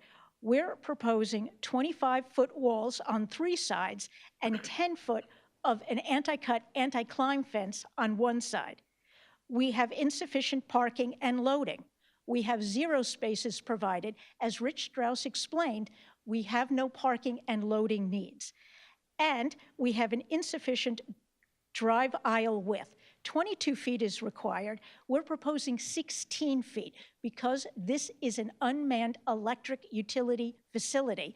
The only people coming in are authorized PSE&G employees. Now for 1750 Oak Tree Road. This is the right-of-way. Remember, this is only 100 feet wide. There's an insufficient front yard. 35 feet is required and 32.3 feet is proposed. Insufficient rear yard. 60 feet required, 0 proposed. Not enough gross floor area. The ordinance requires 1,400 square feet, and we don't even really have a building. We actually have a piece of switchgear equipment that will only be 1,032 square feet. The fence, again, too high. 6 feet required, and we have walls that are 25 feet and a fence of 10 feet. Minimum yard depth to residential area, 70 feet required, 0 proposed. Minimum landscape buffer area, 30 feet required, 0 proposed. The lot has insufficient depth. It's only 100 feet wide, and according to the ordinance, it should be 150 feet wide. And again, no parking and loading spaces. Rich already explained, station is unmanned, which is why no parking and loading. So what's odd is you've got variances due to existing nonconformities due to the size and shape of the site. The station will straddle 2 lots. So of course you're going to have problems with front yards and rear yards essentially overlapping each other. The transmission corridor and the Meridian Road lot are not regularly shaped lots, and they're undersized. Now I'll get to more exciting stuff, because planning, this is riveting. According to the New Jersey courts, bulk variances are subsumed within the use variance. I believe there are 3 reasons this board can approve this substation application. And those 3 reasons are: first, the station is an inherently beneficial use. Second, there's special planning reasons that are advanced by this substation. And third, this station provides upgraded reliability and aesthetic improvements. Inherently beneficial uses. What does this mean? It's a use that's considered universally valuable or important to the community because it fundamentally serves the public good and promotes the general welfare. Provision of reliable electricity is essential and critical to our modern way of living and is an inherently beneficial use that fundamentally serves the public good and promotes the general welfare. Public utility installations have been determined by the New Jersey courts to be inherently beneficial. Rich Strauss already explained the importance of the substation to the Township of Edison and the surrounding area. 6,000 residents served. He alluded to the fact that the station is essentially another node in PSE&G's electric distribution and transmission system. The transmission line, Roseland Metuchen right-of-way, has been carrying electricity for almost 100 years. And frankly, the public, all of our ratepayers, many of us included, we expect PSE&G to provide safe and reliable service with modern-day equipment. Not all electric substations are under transmission lines, but it's not unusual to see just that. There are other stations in Edison that are similar. New Dover Substation, which is currently overloaded, is located north of this facility on New Dover Road. So you're seeing how our naming convention works. We also have Metuchen Switching Station, Pearson Avenue Substation, and Meadow Road Substation, also known as South Edison Substation. They're all along the Metuchen-Trenton right-of-way. So Meridian Road Substation would be positioned by and under transmission lines, just like New Dover Substation to the north. From a land use planning perspective, it makes sense to consolidate public utilities in one place. Rights of way are corridors for above and below ground utilities. Besides electric transmission, this corridor also has gas and telecommunication lines. Texas Eastern, now Enbridge, holds an easement, as does Bell Telephone, now Verizon. And those easements are from 1964 and 1973, respectively. There's also a perpendicular storm sewer easement from 1966. This is what's connecting Meridian Road to Elmire Road. When we first started working at this station, we said, why are there wetlands on this right-of-way? There's no stream, there's no reservoir, there's no water body. How did these get there? It turns out it's that collapsed storm sewer that Mike Blake mentioned that we CCTV'd. We believe that's the source of the wetlands. And as mentioned, we did file permits with NJDEP to remove the wetlands. I'll go back to the planning testimony. Because Meridian Road substations an inherently beneficial use, the positive criteria or special reasons are satisfied, and the bulk of the application should be the negative criteria. However, even if this board did not consider the station an inherently beneficial use by definition, you can confer inherently beneficial status and approve the bulk and use variances because special planning reasons are advanced by this substation project. The special reasons, essentially positive criteria, are purposes in the municipal land use law and the township zoning ordinance. The special reasons why the station can be granted are because the following purposes of the municipal land use law are advanced. Primarily, promoting the public health, safety, and general welfare of the community and benefiting the public. The station would offer a reduction in potential outages, which obviously advances safety from and during natural disasters. It also will promote energy resources in the state. And the second purpose of the municipal land use law that is advanced is encouraging coordination of various public and private procedures and activities shaping land development with a view of lessening the cost of such development and to the more efficient use of land. Purposes in the Edison Township ordinance are advanced. namely promoting public health, safety, morals, and general welfare, and encouraging the most appropriate use of land. Safe and reliable electricity promotes the public health, safety, and welfare. It's efficient and practical to use land already devoted to public utilities to the maximum extent practical. This is good land use planning. The transmission corridor has been in public utility use for many years. It was there before almost all the other uses in the area. What makes this property particularly suitable or appropriate for a substation is its location along a transmission right-of-way, and it's also in an industrial area that is for sale. The project's also consistent with the township's master plan. There are two sections in the master plan addressing utilities. The first is the infrastructure, resilience, and sustainability section, which states that a goal of the master plan is to maintain and improve township utilities to support the current and future populations. That's exactly what this station is doing. This station's improving electric reliability and resiliency. It's replacing a broken storm sewer.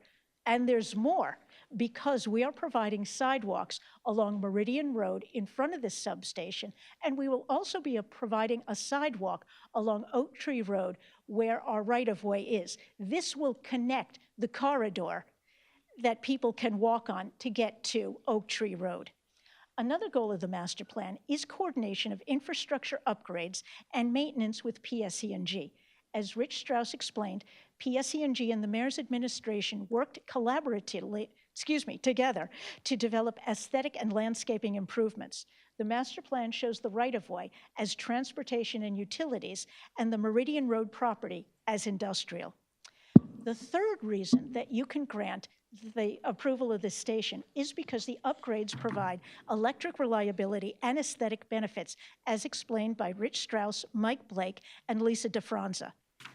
I believe the station would be viewed as an intensification of public utility uses. You've already seen the renderings. The 25-foot walls will shield the station from north, east, and southern views. The landscaping will be planted on the side of the transmission right-of-way because we cannot plant trees in the right-of-way. So what we will do is augment the existing buffer, and for security, we will provide a 10-foot high fence. If you're interested in the fence, we do have a sample, and I will, if you want, I will ask one of our strong, younger team members to bring it forward. The purpose of the walls is to obstruct views. The purpose of the landscaping is to soften the views of the substation. Will you see it? Yes. Do you see the transmission towers now? You have 5 of them, and they are ranging in height from 142 feet as you go north. The transmission towers that are existing, 162 feet, and then go down to 142 feet. The new landscaping we're particularly proud of because it will provide mostly evergreen trees with some deciduous species. This will be more sustainable, coordinated, and attractive than much of the random landscaping that currently exists. So I've given you a lot of evidence that the proposed station is an inherently beneficial use.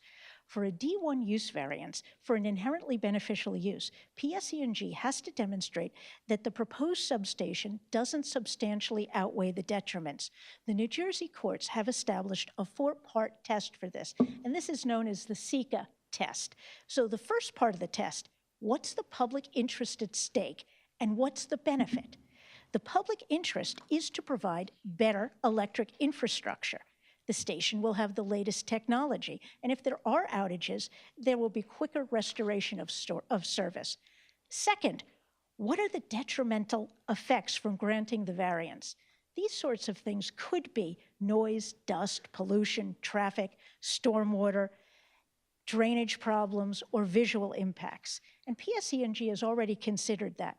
For traffic, the station is unmanned. It will generate approximately 1 minivan or a utility truck every week. This is much less traffic than would occur at most establishments in the restricted industrial zone, and it's actually less residential household use than would occur in the residential zone. there'd be no increased impact to township water or sewer, community facilities, or schools. The existing building currently has 2 bathrooms. The proposed control house will have 1 bathroom, and that's mainly for the convenience of the roving technicians. There'll be no creation of dust or negative air emissions. No impact from lighting.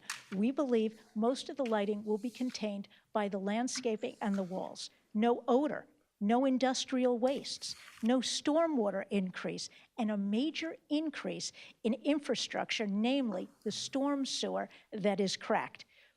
Plus, you also will get sidewalks on Oak Tree and Meridian Road. No increase in noise. We'll revitalize the the restricted industrial zone, but without any traffic. And our final benefit is visual screening with walls and traffic. The third prong of the SECA analysis is, are there any reasonable conditions that could reduce the potential detrimental effects? I don't believe any conditions are necessary, but the zoning board is always able to impose new conditions as they see fit. The fourth prong of the test is, how can the positive criteria and the negative criteria be balanced so that the C&D variances can be granted without causing substantial detriment to the public good and substantial impairment to the intent or purpose of the zone plan and zoning ordinance? We satisfy the positive criteria because the proposed station is for an inherently beneficial use. Electricity benefits the public good. The requested zoning deviations are for beneficial improvements. I've explained how the lot is particularly suitable for public utility uses. There's no change to the character of the neighborhood and no change in existing uses. The major uses in the zone, in the area, residential, public utility, municipal, and restricted industrial, are not being changed. The new landscaping in particular will be an improvement. Station security and aesthetics will be improved. The improvements will not alter the health, safety, or welfare of existing residents, the surrounding area, or alter the character of the neighborhood. For inherently beneficial uses, applications should be improved unless the negative criteria substantially outweighs the positive. In this case, I believe the negative criteria is satisfied because the upgrades don't substantially impair the intent or purpose of the master plan and development regulations. Safe, reliable, and sufficient electric supplies are needed to support all of the objectives of the municipal land use plan and the Township of Edison's planning documents. There's no adverse public safety or health impacts. There's no substantial public welfare or visual or fiscal impacts. Therefore, it's my opinion as a professional planner that the C&D variances to construct Meridian Road substation can be granted because there's no substantial detriment to the public good, no impairment to the intent and purpose of the township's zoning ordinance, development regulations, or master plan. You're still awake.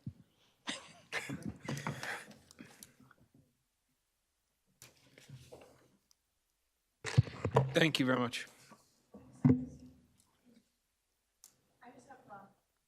Okay, I just have one question. Although we are arguing the SECA case here that our bulk variances are subsumed with the D1 variance, we talked about various setback bulk variances that we are requesting. Can you just walk the board through, what do these setbacks have to do with? What are they set back from? Setbacks that I described are primarily from Meridian Road and the walls that we are proposing. The other road would be Elmire. However, for the new monopole that we're proposing, that would be off of Oak Tree Road. So we certainly are in compliance with the front yard setback for the new monopole that will be constructed. Thank you. I have no further questions for this witness. Thank you very much. Ms. Knight?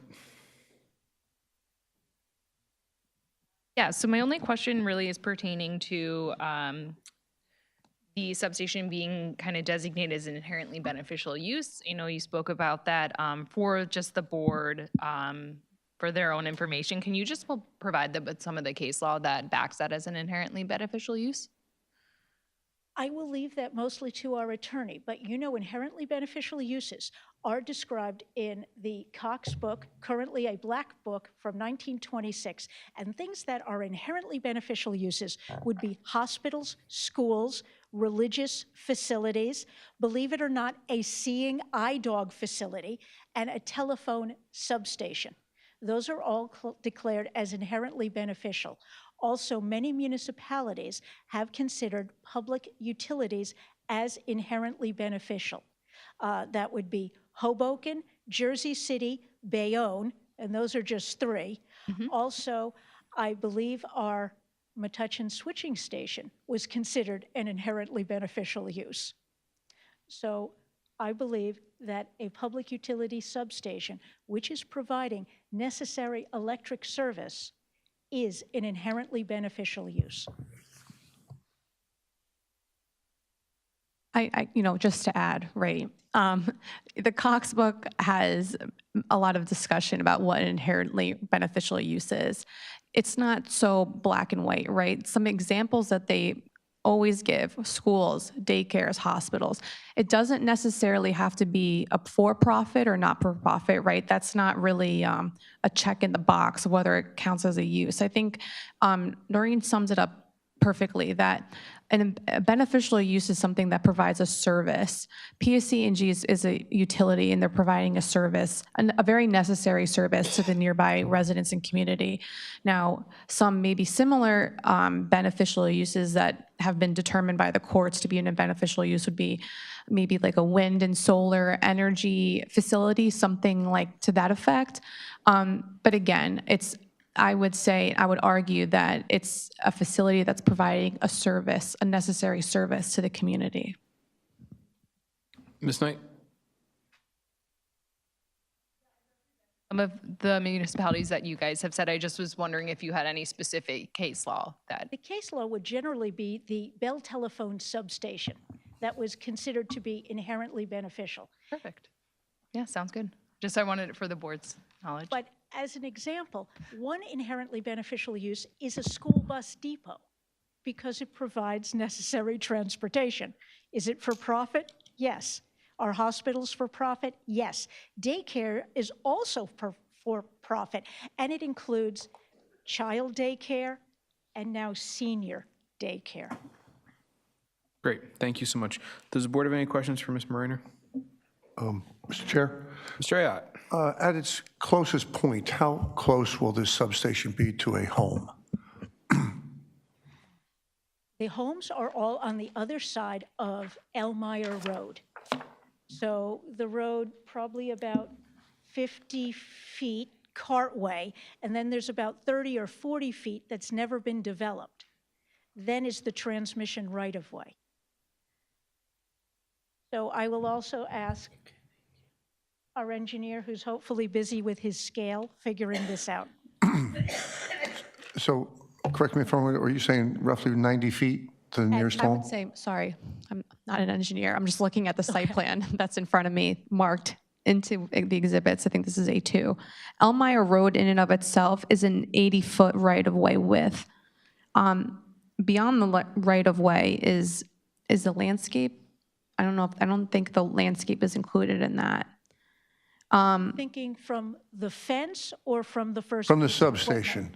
Okay, so I'll go from the fence, at least 80 feet. Okay, all right. Will there be any lights installed on this substation? As Mike Blake explained, we will have lighting for safety. Most of these are lights that are only 11 feet high. Our lighting plan shows that the Yeah, I know. I just wanted to hear it fixtures for the are record. mounted at 11 feet high.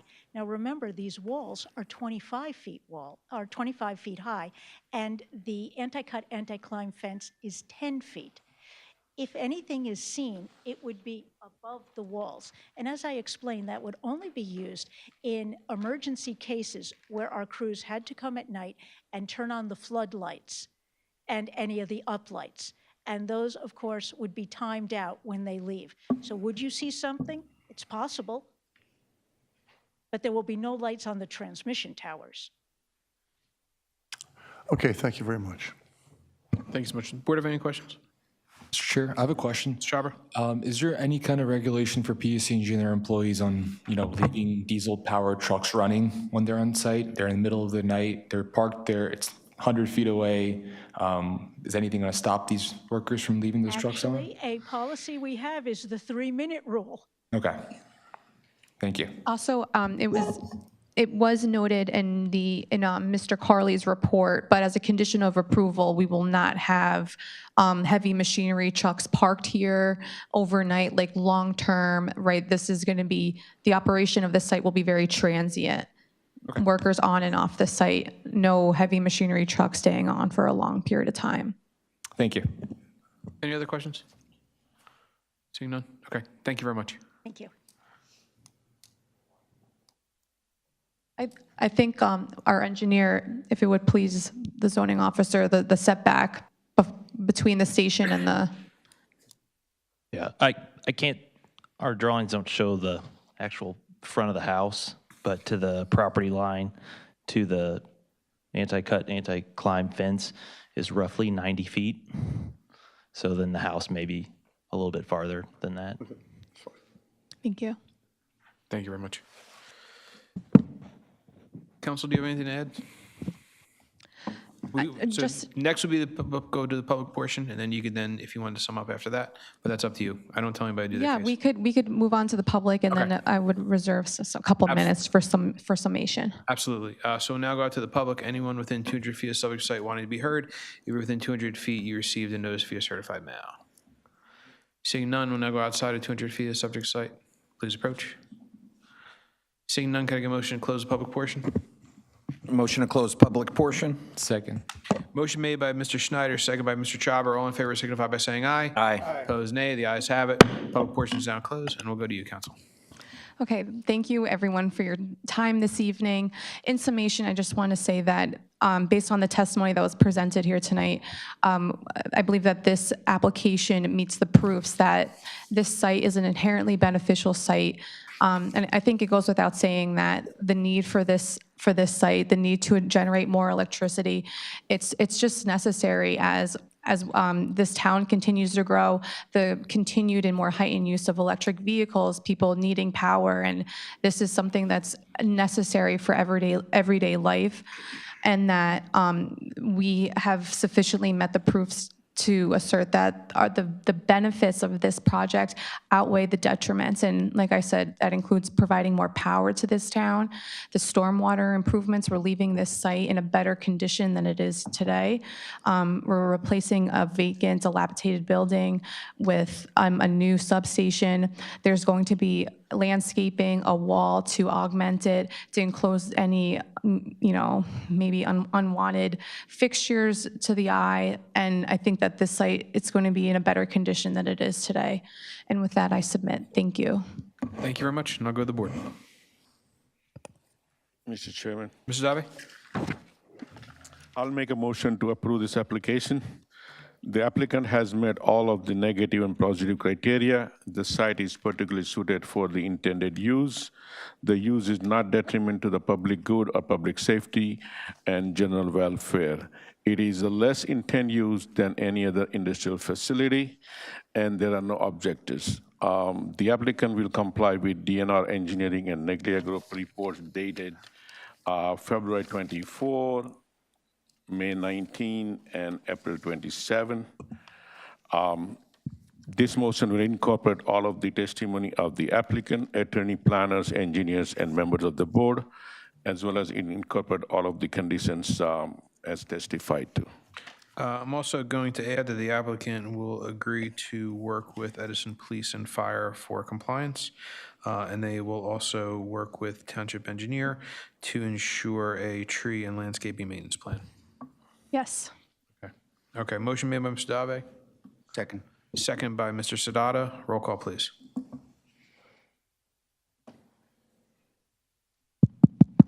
Mr. Schneider? Yes to the motion. Mr. Chhabra? Yes to the motion. Mr. Cerrito? Yes on the motion. Mr. DeVay? Yes on the motion. Mr. Sadaha? Yes to the motion. Vice Chair O'Gorman? Yes. And Chairman Kemba. Yes on the motion. Unanimous approval. Congratulations. Thank you, everyone. Have a Thank you. wonderful evening. Thank you, too. The board's going to take a 5-minute recess and then proceed with the rest of the agenda.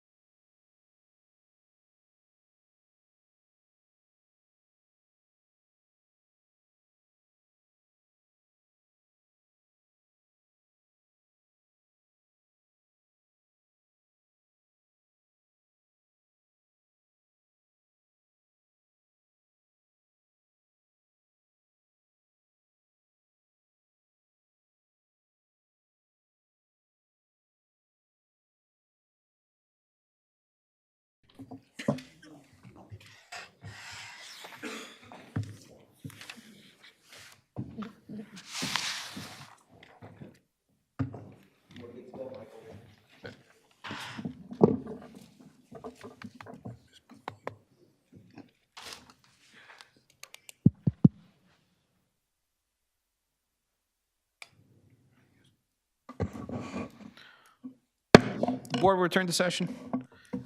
Madam Secretary, next case on the agenda, please. Case number Z33, 2025, NHDP LLC at 136 Floyd Street. Applicant is seeking bulk and a D-use variance to construct a second-story addition to the single-family dwelling. The following standards have not been met. Max FAR required is .25, proposed is .35. Affected property is located in the RA zone, designated as block number 956, lot number 8.01 on the Edison Township tax map. All noticing paperwork is in order. Good evening, Mr. Prasad. Good evening, Board Chair, members of the board. David Prasad from Bob Smith and Associates, licensed attorney in the state of New Jersey, here tonight representing the applicant, NHDP LLC, for property located at 136 Floyd Street, block 956, lot 8.01 in the RA zone. This is a continuation hearing from our first appearance before this board on March 24th, 2026. Just to give the board a quick recap of the prior application, the lot that we are speaking about has an existing one-story single-family home. The applicant tonight is proposing to do a second-story addition to that single-family one-story home. The main purpose of the testimony tonight and the testimony at the previous hearing is a FAR variance. Originally, the application asked for .041 for an FAR variance, where .25 is required. However, after testimony and after consideration by the board, we have came to a compromise. Mr. Dave had suggested maybe getting the FAR variance down to .35. We tried to do some quick calculations at the last hearing, couldn't get it done, but the architect has revised the plans and was able to get the FAR down to .35. The revised floor plans and elevations have been submitted to the board for review. And as mentioned, it is a .35 FAR now with the sunroom that was previously removed. Mr. Chhabra had asked about the sunroom. That sunroom has now been removed. And also a bedroom that was on the second floor has been removed, so we can get the square footage down to be more compliant with previous approvals in the neighborhood. As I mentioned at the prior hearing, there are two homes located on the same street, both approved for .35 FAR. This home is situated on a significantly undersized lot, which leads to such a high FAR. But even with this .35 FAR and the undersized lot, this home will be smaller than other homes situated in the surrounding area. We do have our engineer and professional planner here tonight, and we also have our architect sitting to my right. If the board has any questions of the revised floor plan and layout to reach the agreed upon .35 FAR. Mr. Prasad, I have a question. You referenced the two homes on the street were approved at .35 FAR. Did you do an Oprah review of these homes being approved, or did you seek this from another source? I sought these from the agendas that were approved from the board. I do have the Oprahs, but not with me tonight. I can give you the application numbers. I do have those written down. The first is 5 Hollywood Street, which is towards the end of Floyd Street. It's on the intersection. And Mr. DuPont did provide a exhibit at the prior hearing. 5 Hollywood Street, application Z15 2021, 3.35 FAR was approved. And also 903 New Dover Street, which is, I believe, immediately next door to ours. Also on the next intersection is .35 FAR. And as I mentioned, Mr. Dave did suggest bringing it down to 3.5 just to match the surrounding variances in the neighborhood and match the surrounding area. Okay. All right. Thank you. Any questions, Mr. Prasad? Okay. You may proceed. I would like to call our architect, Mr. David Dugas, here to just walk the board through the revised floor plans just to show how we did reach this .35 FAR variance. Could you raise your right hand? Do you swear or affirm the testimony you give tonight will be the truth? I do. Can you state your name and business address for the record, please?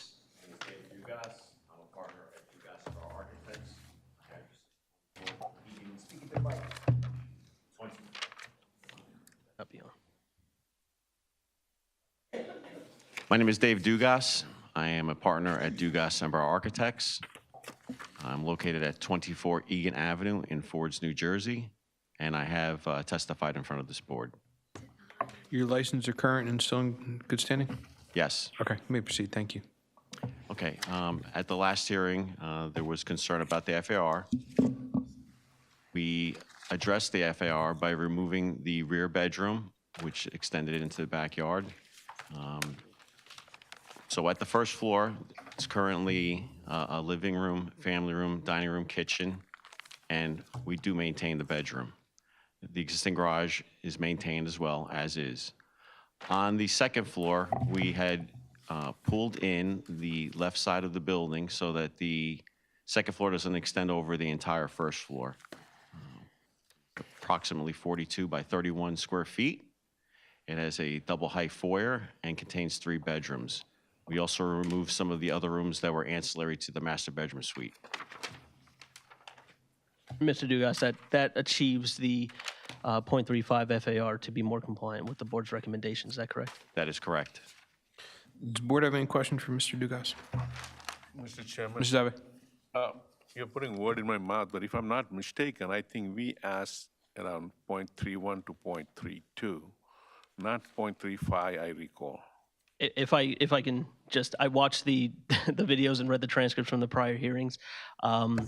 It was originally, you did ask for 0.31 to 0.32. Correct. After we did remove, we did some calculations with the sunroom removal and tried to reduce the square footage where we could. It came down to 0.38. The board was not acceptable at 0.38. We did reach a compromise towards the end, actually at the very end, to try to achieve 0.35. The lot is simply too small for this. Now, what is your applicant here? What's the purpose of adding this additional floor? What's the purpose? He's trying to live there, is there a hardship there, family increase? What's the purpose? Well, currently, as we mentioned at the prior hearing, the home is it's a one-story single family. It only has 2 bedrooms and a completely non-compliant basement and garage.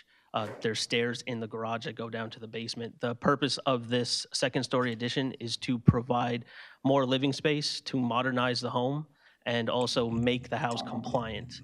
They're at the current status of the home, and Mr. Dugas can confirm, is non-compliant. The basement level going from the garage, and also only a 2-bedroom home, does not fit the character of the neighborhood. This second-story addition is to modernize and present a home that is more conforming to Edison Township and the surrounding neighborhood. What's the current use of the house? Who's living there? Currently, the house is vacant. And then this is LLC. The purpose is to just commercially put additional floor and sell it and then ask for variance? There's no hardship here, right? Well, currently, yes. The plan is to add the second floor for resale, but it's also to bring a home more into compliance. The lot is significantly undersized.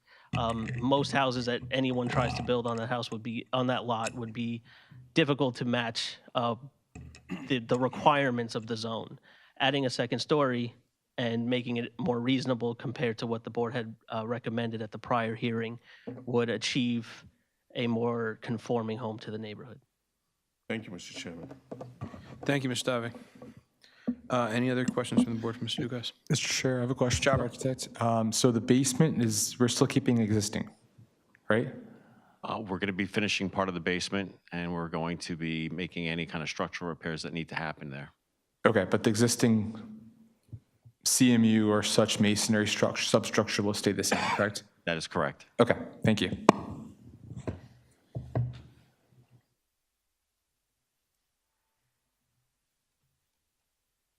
Any other questions, Mr. Dugas? Seeing none. Okay, thank you very much. Thank you. I have no further witnesses for tonight's application. Okay. All right, so we will now go out to the public. Anyone within 200 feet of subject site wanting to be heard, please approach. If you were within 200 feet, you received a notice via certified mail. Seeing none, anyone outside 200 feet of the subject site want to be heard? Seeing none, can I get a motion to close the public portion? Motion to close. Second. Motion made by Mr. Sadada, second by Mr. Schneider. All in favor, signify by saying aye. Aye. Opposed, nay. The ayes have it. Public portion is now closed, and I'll go to the board. Do you have a summation? Mr. Schneider? Just very, very quickly, not too much to put on the record tonight. As I did mention, it is a significantly undersized lot. The second story addition will just make a more complying home, a more modernized home, and a more conforming home to the neighborhood, and also correct some of the issues that are with the existing home. So I do ask this board if they can look favorably on this application. Okay, thank you, and I'll go to the board. All right, Mr. Chairman, Mr. Dave.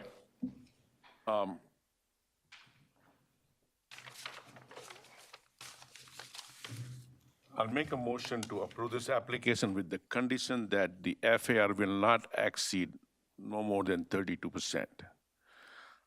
Applicant will comply with the engineer's report, and this is a de minimis request. It is not detrimental to the neighborhood. It may enhance the neighborhood.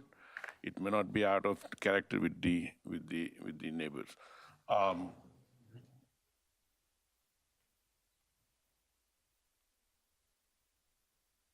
Yeah, I guess that's it. I would also add that the applicant would submit revised plans to conform with the proposed FAR. Yes, we agree. Okay. Motion made by Mr. Dave. Second. Second by Mr. Sadada. Roll call, please.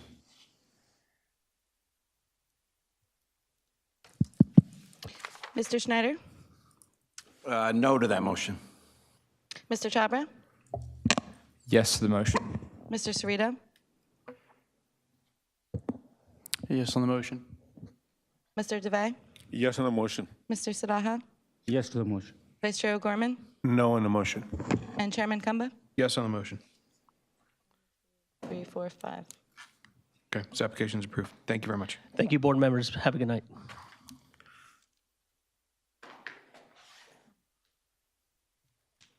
Madam Secretary, next case on the agenda, please. Case number Z24-2025, Vivian Piera at 1651 Woodland Ave. Applicant is seeking bulk and use D variances to construct a new single-family dwelling. The following standards have not been met. FAR required is 15%, proposed is 16.3%. Affected property is located in the RAA zone, designated as block number 415, lot number 4.36 on the Edison Township tax map. All noticing paperwork is in order. Good evening, Mr. Duval.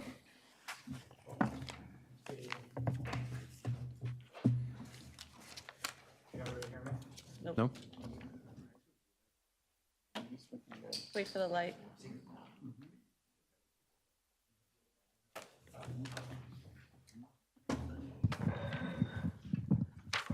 Okay. Good evening, Mr. Chairman, members of the board. Jason Tuvell, attorney for the applicant. This is an application for an FAR variance for a single-family house. It's block 415, lot 4.31. The applicant was here several months ago on this application, and the board had many comments regarding the relief that was being sought. So when we were here the last time, the applicant needed not only an FAR variance, but the applicant needed a building coverage variance, a lot coverage variance, and some setback variances as well. And I think the board was pretty clear that the board felt that the application was seeking too much relief. So the application has now been revised where the building coverage was reduced in half. So now the single-family home complies with building coverage at 10%. The application complies with lot coverage. It's actually less than what's permitted. So in this zone, you're allowed to have 25% lot coverage. The application now is at 22.9% lot coverage. So the application actually has less impervious than what's permitted. The FAR, which is still within the footprint of the existing building, of course, the proposed building, is now 0.01 larger than what's permitted. So 0.15 is allowed, we're seeking 0.16. So after doing all the revisions that we felt the board felt was important, we're just down to this 0.01% FAR deviation. So it's just noteworthy to say, and we'll put this on the record with our professionals, we comply with all of the setbacks. In fact, for rear and side, we exceed the setback requirements. The building coverage complies. The lot coverage complies, is less than what's permitted. The height, parking, everything complies other than having that additional 0.01 FAR.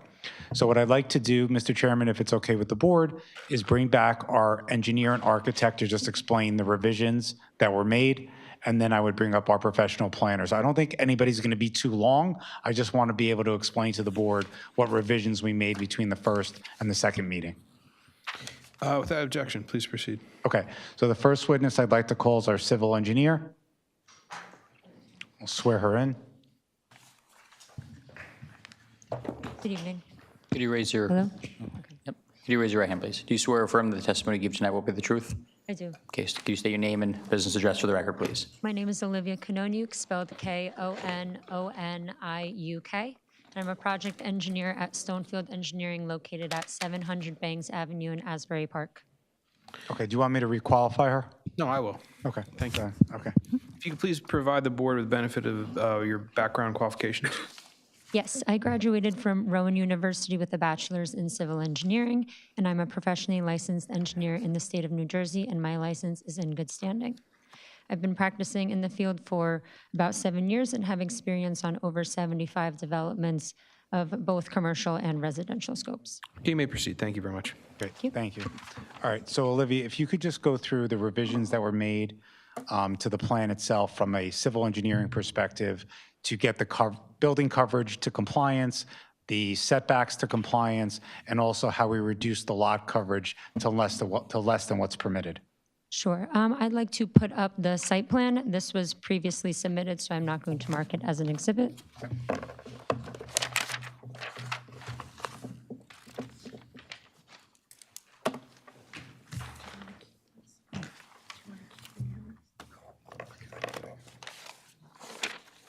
So this is the site plan, sheet C4, prepared by Stonefield Engineering, dated April 29th. So as Jason mentioned, when we were originally in front of the board in November of 2025, the footprint of the building was approximately 7,800 square feet, with a total floor area of 14,300 square feet. Today, we are here with a 8,360 square foot building. There's the two-story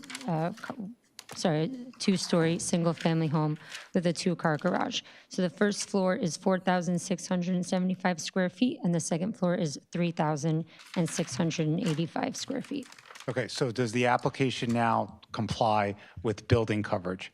Yes, the application does comply with building coverage. We have decreased building coverage 2,716 square feet. So originally it was 15.3%, and now it is 10%, which is compliant. Okay. And then in terms of lot coverage, the required or the permitted lot coverage in the zone is up to 25%. What is being proposed now after the revisions? After the revisions and a decrease of 1,795 square feet, we are proposing a 23.6% lot coverage. Okay. And then in terms of the setbacks, do all of the setbacks comply? Yes, originally we were proposing just 40 feet where 50 feet is required on both sides. We have improved that to 51.5 feet to comply. Okay, and the rear yard is, which 75 feet is required, we're substantially higher than that, correct? That is correct. Okay, so all setbacks comply and all coverages either comply or are a little bit better than what the ordinance permits? Yes, that is correct. Okay. You also designed a stormwater management plan as it relates to this project that the board engineer reviewed, correct? Yes. Okay, can you explain how that design meets or exceeds the township ordinances as well as applicable state regulations and why that's a benefit to the property and surrounding area? Yes, so we are proposing an underground stormwater basin. It's in the front beneath the driveway. It will attenuate the runoff generated by the proposed development and then gets discharged into the existing conveyance system that is along the private road named Out of Bounds. The system complies with all NJDEP green infrastructure requirements. And really, so the DEP, they dictate reductions that are needed for the peak flows coming off of the site based off of the existing conditions. So basically, when you have a 2-year storm, you want to reduce the peak flow that is coming off your site by 50%. We reduce this by approximately 77%. So it really is an improvement for the peak flows coming off this site. You also are required to reduce the 10-year storm and the 100-year storm. The 10-year storm, we are reducing by approximately 77%, where 25% is required, and for the 100-year storm, it's 58%, where only 20% is required. So what this really means is that what is entering the conveyance system in the roadway is going to be significantly less than if we didn't have this basin. Okay, so again, that's not only a benefit for our property, but it's also a benefit to the surrounding area. Would you say that that's correct? That is correct. Okay, and then just to be clear, because I know some of these numbers are confusing, the bottom line is in the 2, 10, and 100-year storm, the application, which is seeking variance relief, but be that as it may, is providing better stormwater management than what's required under the regulations. Yes, that is correct. Okay. You've had the chance to review the board engineer's latest review memo dated May 12th, 2026? Yes, I have. Okay, and there was also a prior memo as well. Did you have a chance to review that? Yes, we had resubmitted regarding that memo as well. Okay, and would we agree, does the applicant agree, if approved, to comply with all the recommendations set forth in the board engineer's letter? Yes, we will comply. All right, and that includes inspections of several of the, of the pipe of the storm system that goes out into the road, correct? Yes, we will inspect and then work with the board engineer to repair and replace anything that is in disrepair. Okay. All right, that's all I have for the civil engineer. We're happy to answer any questions you may have. Mr. Carley?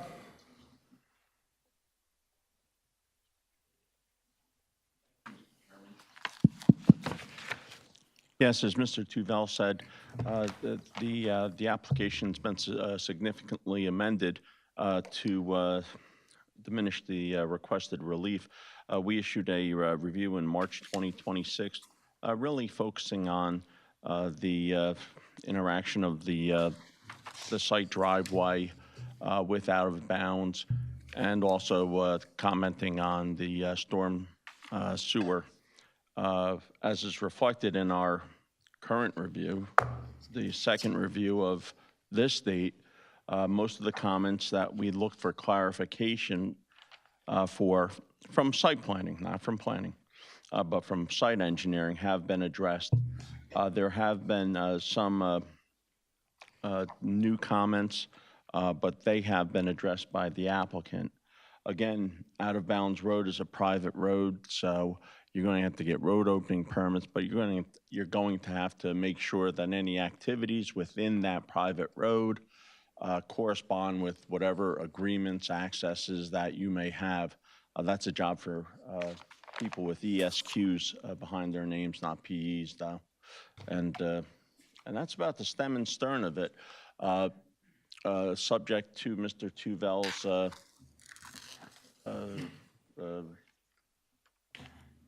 offer on behalf of the applicant to accept the potential conditions on a resolution of approval, which are expressed by this report. Yes, we would accept all of the technical comments. We would, if they haven't been revised already, we would comply with everything in Mr. Carley's letter. Thank you, Mr. Carley. Does the board have any questions? Mr. Chair, I have a question. Jobber? So what exactly has been reduced? I see that previous documentation, you were asking for a 40-foot frontage from this front setback. Now it's 50 feet. So what has been done to reduce that? So that's the side yard. So the building has been narrowed a little bit to allow for the compliance within the side yards. And in addition to reducing that footprint, we've also reduced the garage from a 3-car garage to a 2-car garage. And we've eliminated sidewalk that goes to the rear of the property.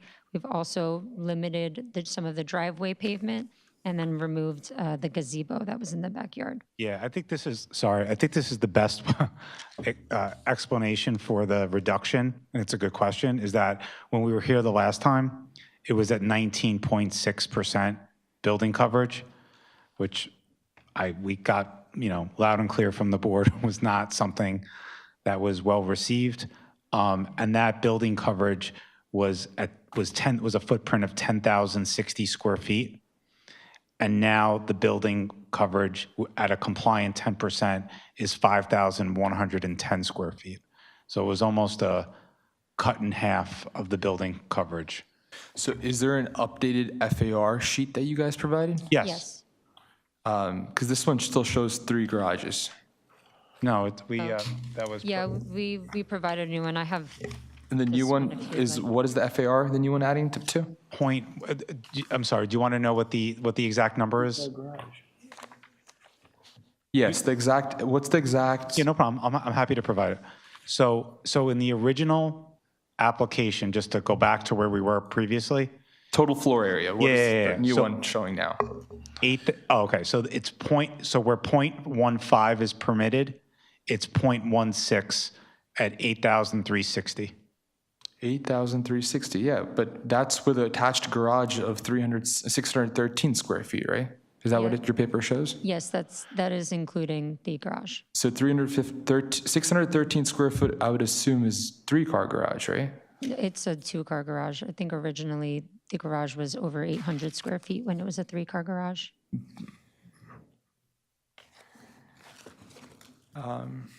Actually, it was 906 square feet when it was originally proposed, and now it's 600. So that's where you reduced it. Okay, makes sense. Yeah, All right. and then within the house has also been reduced as well, to help comply. Yeah, I mean, like I said, the building coverage was basically cut in half, and without, giving you the exact number, it went from over 10,000 to a little bit over 5,000.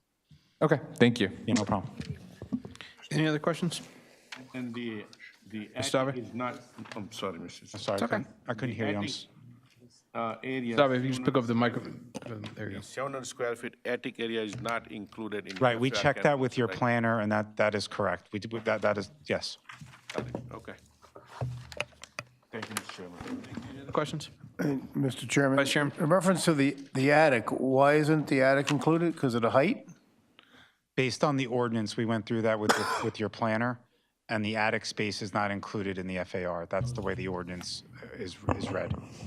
Mr. Chairman, it has to be habitable space. Yeah, we made sure to, when we took to heart what the board said at the last meeting about this. So when we went through the revised plans, we made sure with your planner that we really made sure everything was compliant or as close as we could. So the attic is to be used only for storage? Correct. It's not, like you said, it's not habitable. Correct. Any other questions? Seeing none, thank you very much. Thank you. Okay, the next witness, again, will be brief. I'm just going to have the architect explain the changes to the footprint and where that was reduced as well.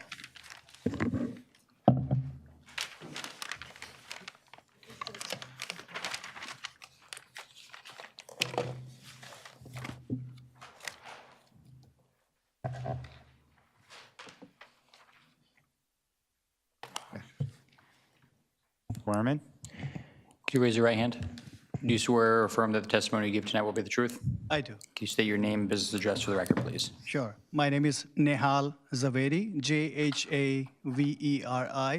My office address is 250 West Main Street, Suite 206, Moorestown, New Jersey 08057. Mr. Zaveri, you've appeared before the board prior. If you could please give us a brief summary of your background and qualifications. Yes, I have appeared in front of the board before numerous times. I hold a bachelor's degree in architecture and master's in urban design. I have been licensed since 2009. And right now, I have about 7 state licenses, and my license is in good standing, right? We'll accept you. Thank you very much. Thank you, sir. Okay. So, Nehal, just, if you could just stick with, in terms of the building, just describe to the board what was reduced in size in order to get to the current FAR and the compliant building coverage that we have. Sure. So currently, without garage, we have 7,747 square feet of total livable space. The garage is 613 square feet. So that puts us 16.3% altogether, which is 0.16%. What we have changed is we made 2-car garage instead of 3-car garage, which was part of FAR. We used to have a covered outdoor kitchen area. We got rid of that. We reduced number of room sizes also inside the house. There used to be an office space in front of the house. That also, we took it down. So we were able to significantly reduce the size of the house in that case. Okay, and just to clarify the numbers that I mentioned before, the building coverage was originally 19.6%, and now it is exactly at 10%, which is what is permitted under the ordinance, correct? That is correct. Which is compliant. Right. And that was a reduction in overall building coverage from 10,060 square feet to 5,110 square feet. Absolutely. Okay. All right, that's all I have for... Does the board have any questions for Mr. Zaveri? Seeing none? Okay. Thank you very much. All right, last witness, Mr. Chairman, is our professional planner, Thomas Ricci from Stonefield Engineering and Design, and he did not testify the last time we were here. Do you swear or affirm the testimony you give tonight will be the truth? Yes. Okay, could you state your name and business address for the record, please? Name is Thomas Ricci. Last name is spelled R-I-C-C-I. Professional planner with Stonefield Engineering and Design. Business address is 92 Park Ave, Rutherford, New Jersey. If you could please provide the board with the benefit of your background qualifications. Absolutely. Licensed professional planner in the state of New Jersey. I'm also nationally certified by the American Institute of Certified Planners. I received my Bachelor of Arts degree from Rutgers University, as well as my master's degree in city and regional planning, also from Rutgers University. I regularly testify before boards throughout the state of New Jersey. I've also been on the other side preparing redevelopment plans and master plans and draft zoning ordinances. License current, good standing? Yes, it is. You may proceed. Thank you. All right. So, TJ, in connection with this application, you visited the site and the surrounding area? Yes. Okay. And you've heard the testimony from the last hearing and have reviewed all the plans in connection with the application? Yes, I have. Okay. So why don't you give, I guess, a zoning overview of the project and also provide the testimony for an FAR variance and whether we've met the standard under the New Jersey case law? I'd be happy to.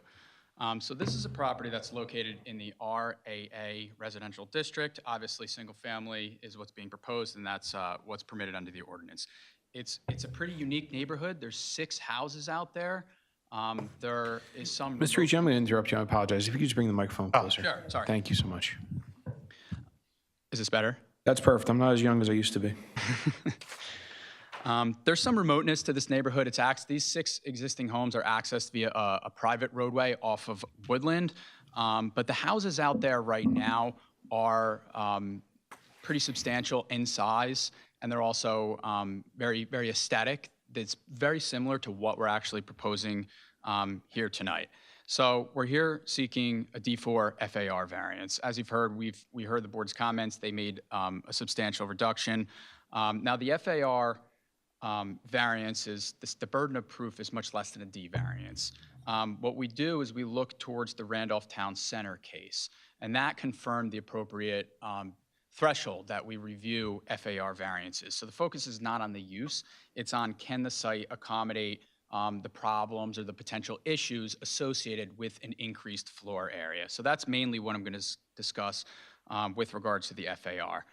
In my experience, the theoretical problems or issues associated with an increased FAR, they're usually a lot greater when you have non-residential applications. Typically, once again, in my experience, the theoretical issues with residential FAR applications are usually a home that's too big for the area. It's usually a home that is much larger than what's what the homes are like in the existing neighborhood. But with this application, I did review the coverages, both impervious coverage and building coverage, and what I found was there's actually 3 out of the 6 homes, there's 3 that are non-compliant with both of those aspects, and then 3 that do comply. Now, if you remember, we actually comply with both of those metrics, so we're under that level of coverage intensity in the neighborhood. I also looked at FAR. We fall roughly in the middle of the FARs. There's a couple houses that are larger than us. There's a few that are a little bit less than us, but we are generally in that middle range of existing FARs out in the neighborhood. So once again, the threshold is, can the site accommodate these issues of this increased floor area? With regards to impervious coverage, we're actually 727, not only compliant, we're 727 square feet under what's allowed. So that's, we tried to balance that with the increased FAR, but we have a little bit less coverage. So that is, what we think is a better planning alternative for the site, so we could have less impervious coverage and actually a better stormwater system. Now, with regards to the stormwater system, as our engineer mentioned, nothing about the increased building FAR inhibited our ability to provide not only the required stormwater management, but we exceeded what those minimums are. So better stormwater management, less impervious coverage. So that is something that we feel is a public benefit for not only the applicant, but for the neighbors. All the setbacks now comply, and the height was always compliant. But the setbacks and the height taken together, they give you that 3-dimensional space in which you're allowed to building. This building fits 100% within that 3-dimensional space. Oftentimes with FAR variances, you are proposing a building that's outside of the bounds of those areas. This building, that's as it's being proposed right now, has no issues complying with that 3-dimensional space. Parking complies under RSIS, which is what the ordinance requires us to utilize. So parking complies. We have no issues with that. There are wetlands on the site, a small wetland buffer area in the rear. This property, this proposed development is in no way impacting not only the wetlands, but the wetland buffer. So the way I see it is we are compliant or over compliant with all these other metrics that govern this site. So I can't identify a problem associated with this increase in FAR, because when weighed against all the other metrics, we either comply or we over comply. And again, the difference is just 0.01%, correct? Correct. Okay. Yeah, so that being said, I think that this project aligns with the purposes of the MLUL, particularly Purpose A, which is to encourage the appropriate use or development of land that supports general welfare. I absolutely think we're doing that. This is a previously subdivided piece of land that's zoned for single-family residential. This is really the undeveloped kind of last piece of this neighborhood. And we're coming in and proposing a permitted use that we feel is in line and consistent with that neighborhood, that single-family neighborhood character. Really the same theme for Purpose G, which talks about providing sufficient space in appropriate locations for a variety of uses. Residential is one of the uses that's listed. This is a single-family neighborhood. And once again, coming in here and proposing a brand-new, beautiful, aesthetic, single-family house consistent with the neighborhood in this appropriate location.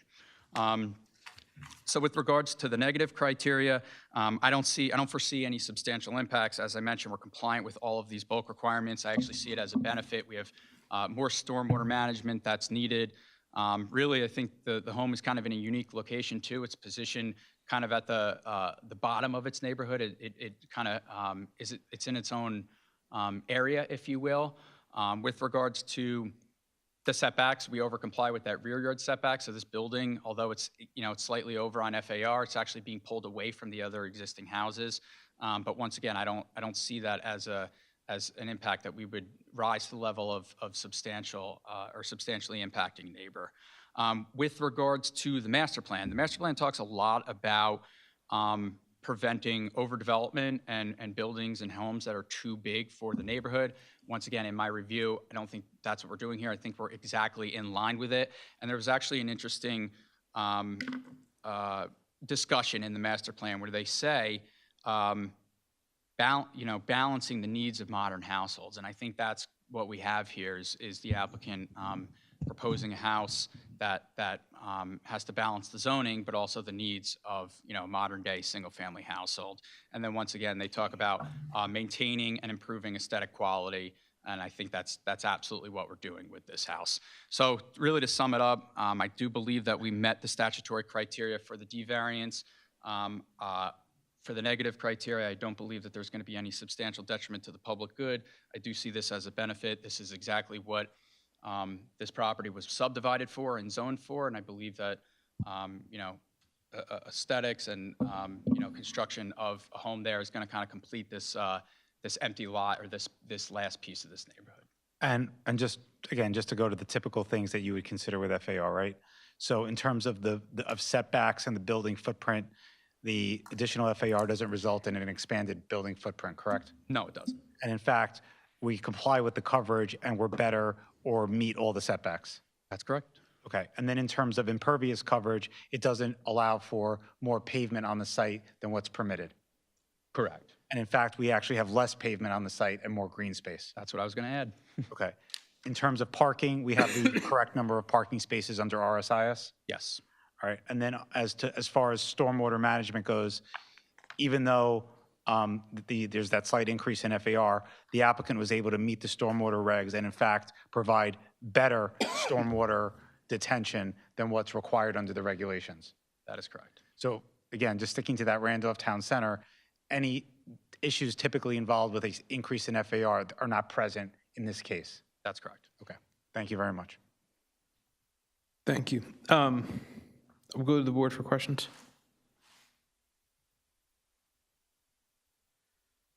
So I have a question, Mr. Ricci. Have you reviewed the resolution of the planning board to subdivide this property? Yes, I have. So provision 8, letter I states that the dwellings are constructed within the permissible building envelopes and implicate no variance relief?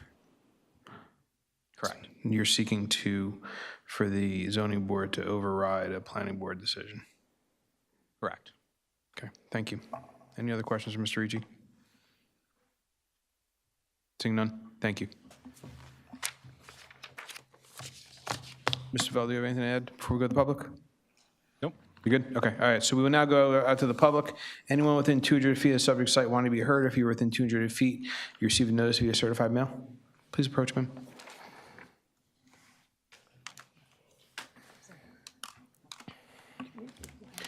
Good evening. Mr. Vell, ma'am, before you start, is it possible to remove that just so, thank you so much. And ma'am, please raise your right hand, our attorney will swear you in. Do you swear or affirm that the testimony you give tonight will be the truth? I do. Can you state your name and address to the record, please? Rita Mehta. Before I begin my comments as a homeowner, I would like to, as a representative of the Out of Bounds Homeowners Association, first like to confirm for the record that the committee has received the notice from the association's attorney, dated January 30th, 2026. The purpose of that notice was to ensure that the committee's review and consideration of this application remain consistent with the requirements and obligations set forth in the agreement previously executed between the property owners, Out of Bounds Association, and the township. Could you please confirm for the record that the committee is in receipt of this notice? I can confirm that we are in receipt of it. We do have it, and we have reviewed it. Thank you. With that said, as a homeowner, we have no objection to having this approved. We only want to ensure that the conditions in that agreement are met first and foremost. And that particularly reflects on the road. I think that if you've seen the agreement, it's clearly stated that they are required to meet with the township and have a clear understanding of what the requirements for the road are going to be. So I'm not sure if they've done that already, but this is a requirement from the agreement. So I want to make sure that goes on the record. Do you want me to respond to that, or? Ma'am, is that the conclusion of your Yes. comments? Okay, go ahead, Mr. Duval. No, and thank you for bringing up that issue. So we did provide roadway plans in accordance with the initial subdivision application to the township engineer, and they were approved.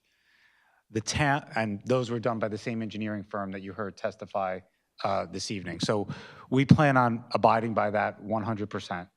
The town did not want to, is my understanding, accept the road. So under that settlement agreement that we had with the town, if the town does not accept the road as a public street, it then becomes, it stays a private road with certain, and this is all public information, certain percentages paid by the association and the applicant in terms of how it's maintained.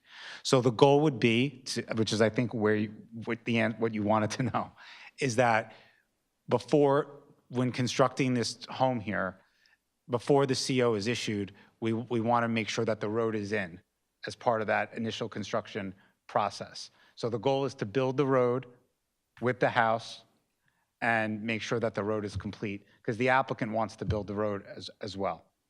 So would that be at the time of the first home being built? Yes. Okay. And I think the other issue is the stormwater. Yes. You have mentioned something about having the stormwater under the driveway. So there's two issues with the stormwater, right? One is in the initial settlement agreement that was transpired.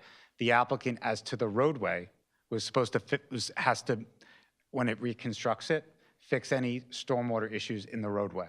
That was, it says drainage, but stormwater, drainage, interchangeable terms, right?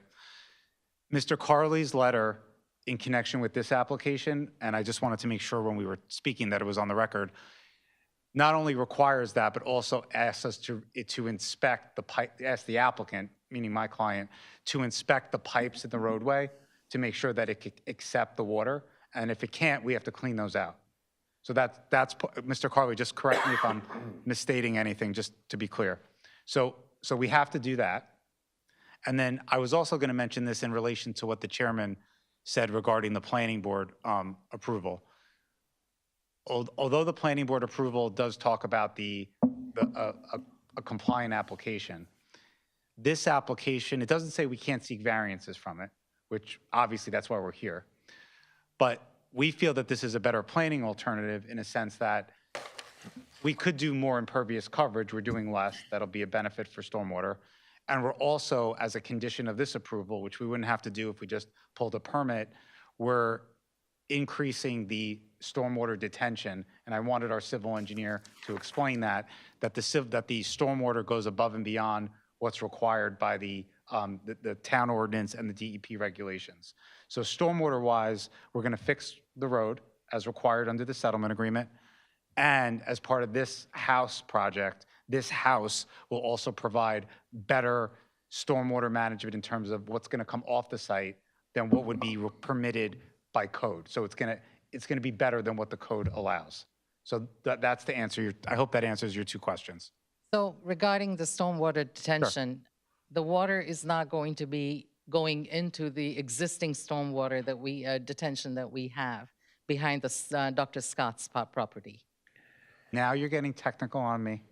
Okay. And I just want the engineer to answer. Is that okay, Mr. Chairman, if I just Absolutely. Yeah, I just want the professional to answer. I don't want you to answer anything you can't answer. Okay. So the stormwater basin that is located on our site will connect into the inlet that is in front of the site as well.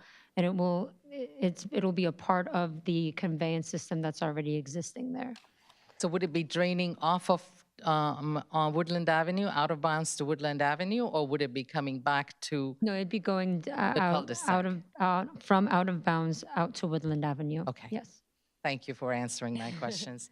Thank you for your time. Thank you so much. Thank you for coming out. Anyone else within 200 feet of subject site want to be heard?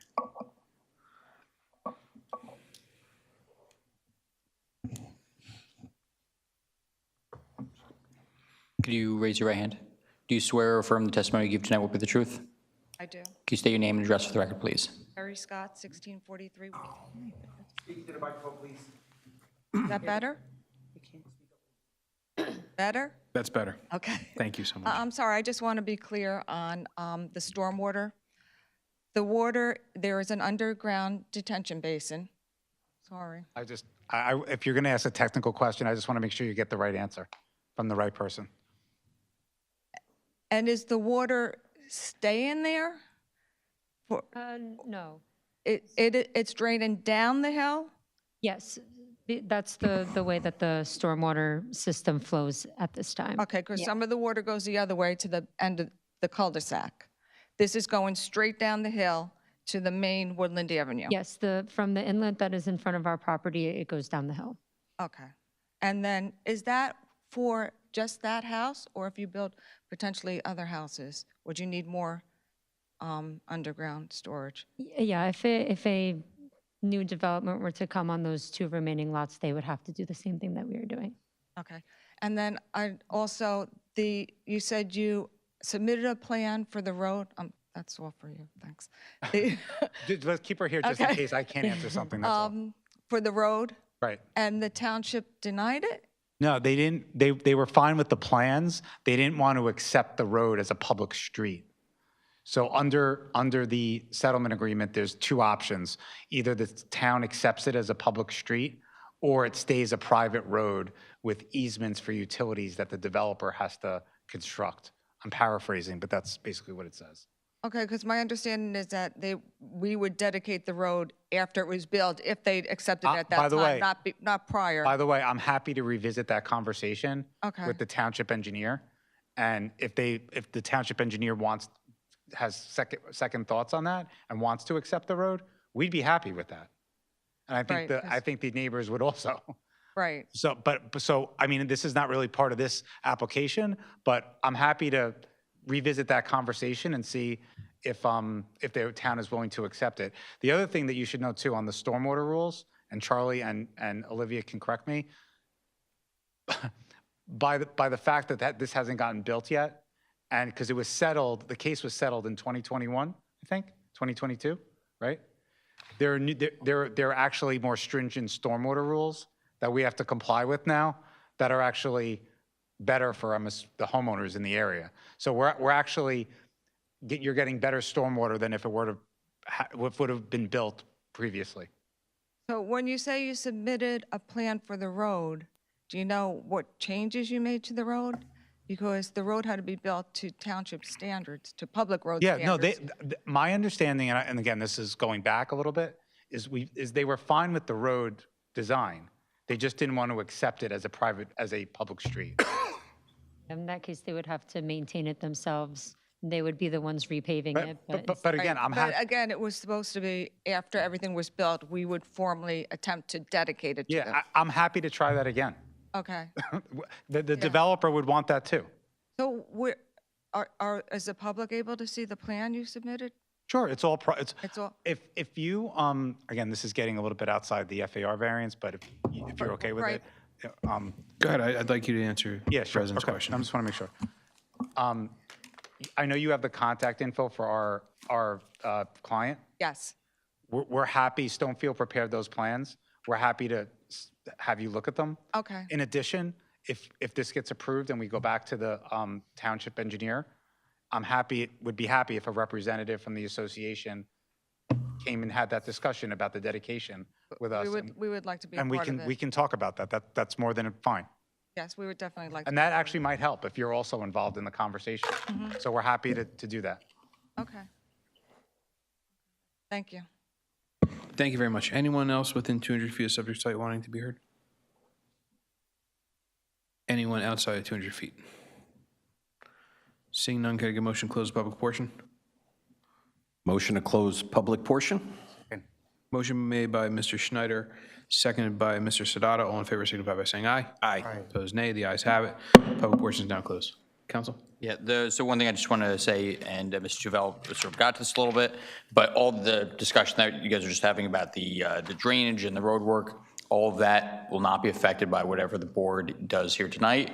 That is a private, contractual obligation that's subject to the settlement agreement, and so whatever the board decides to do won't affect that. That's going to go forward as the contract lays out, or as the agreement lays out. Thank you very much, Mr. Simon. And I'll go to the board. Mr. Chairman, Mr. Dave? I make a motion to approve the application. The applicant has met all of the negative and positive criteria. The site is particularly suited for the intended use. The applicant has substantially reduced the size of the project, and FAR also is meeting the require in compliance with the zoning regulations. The use is not detriment to the public good or public safety. This motion will incorporate all of the testimony of the applicant, attorney, planners, engineers, and members of the board, as well as it will incorporate all of the conditions as included in DNR engineering report of dated May 12, 2026, and as testified to.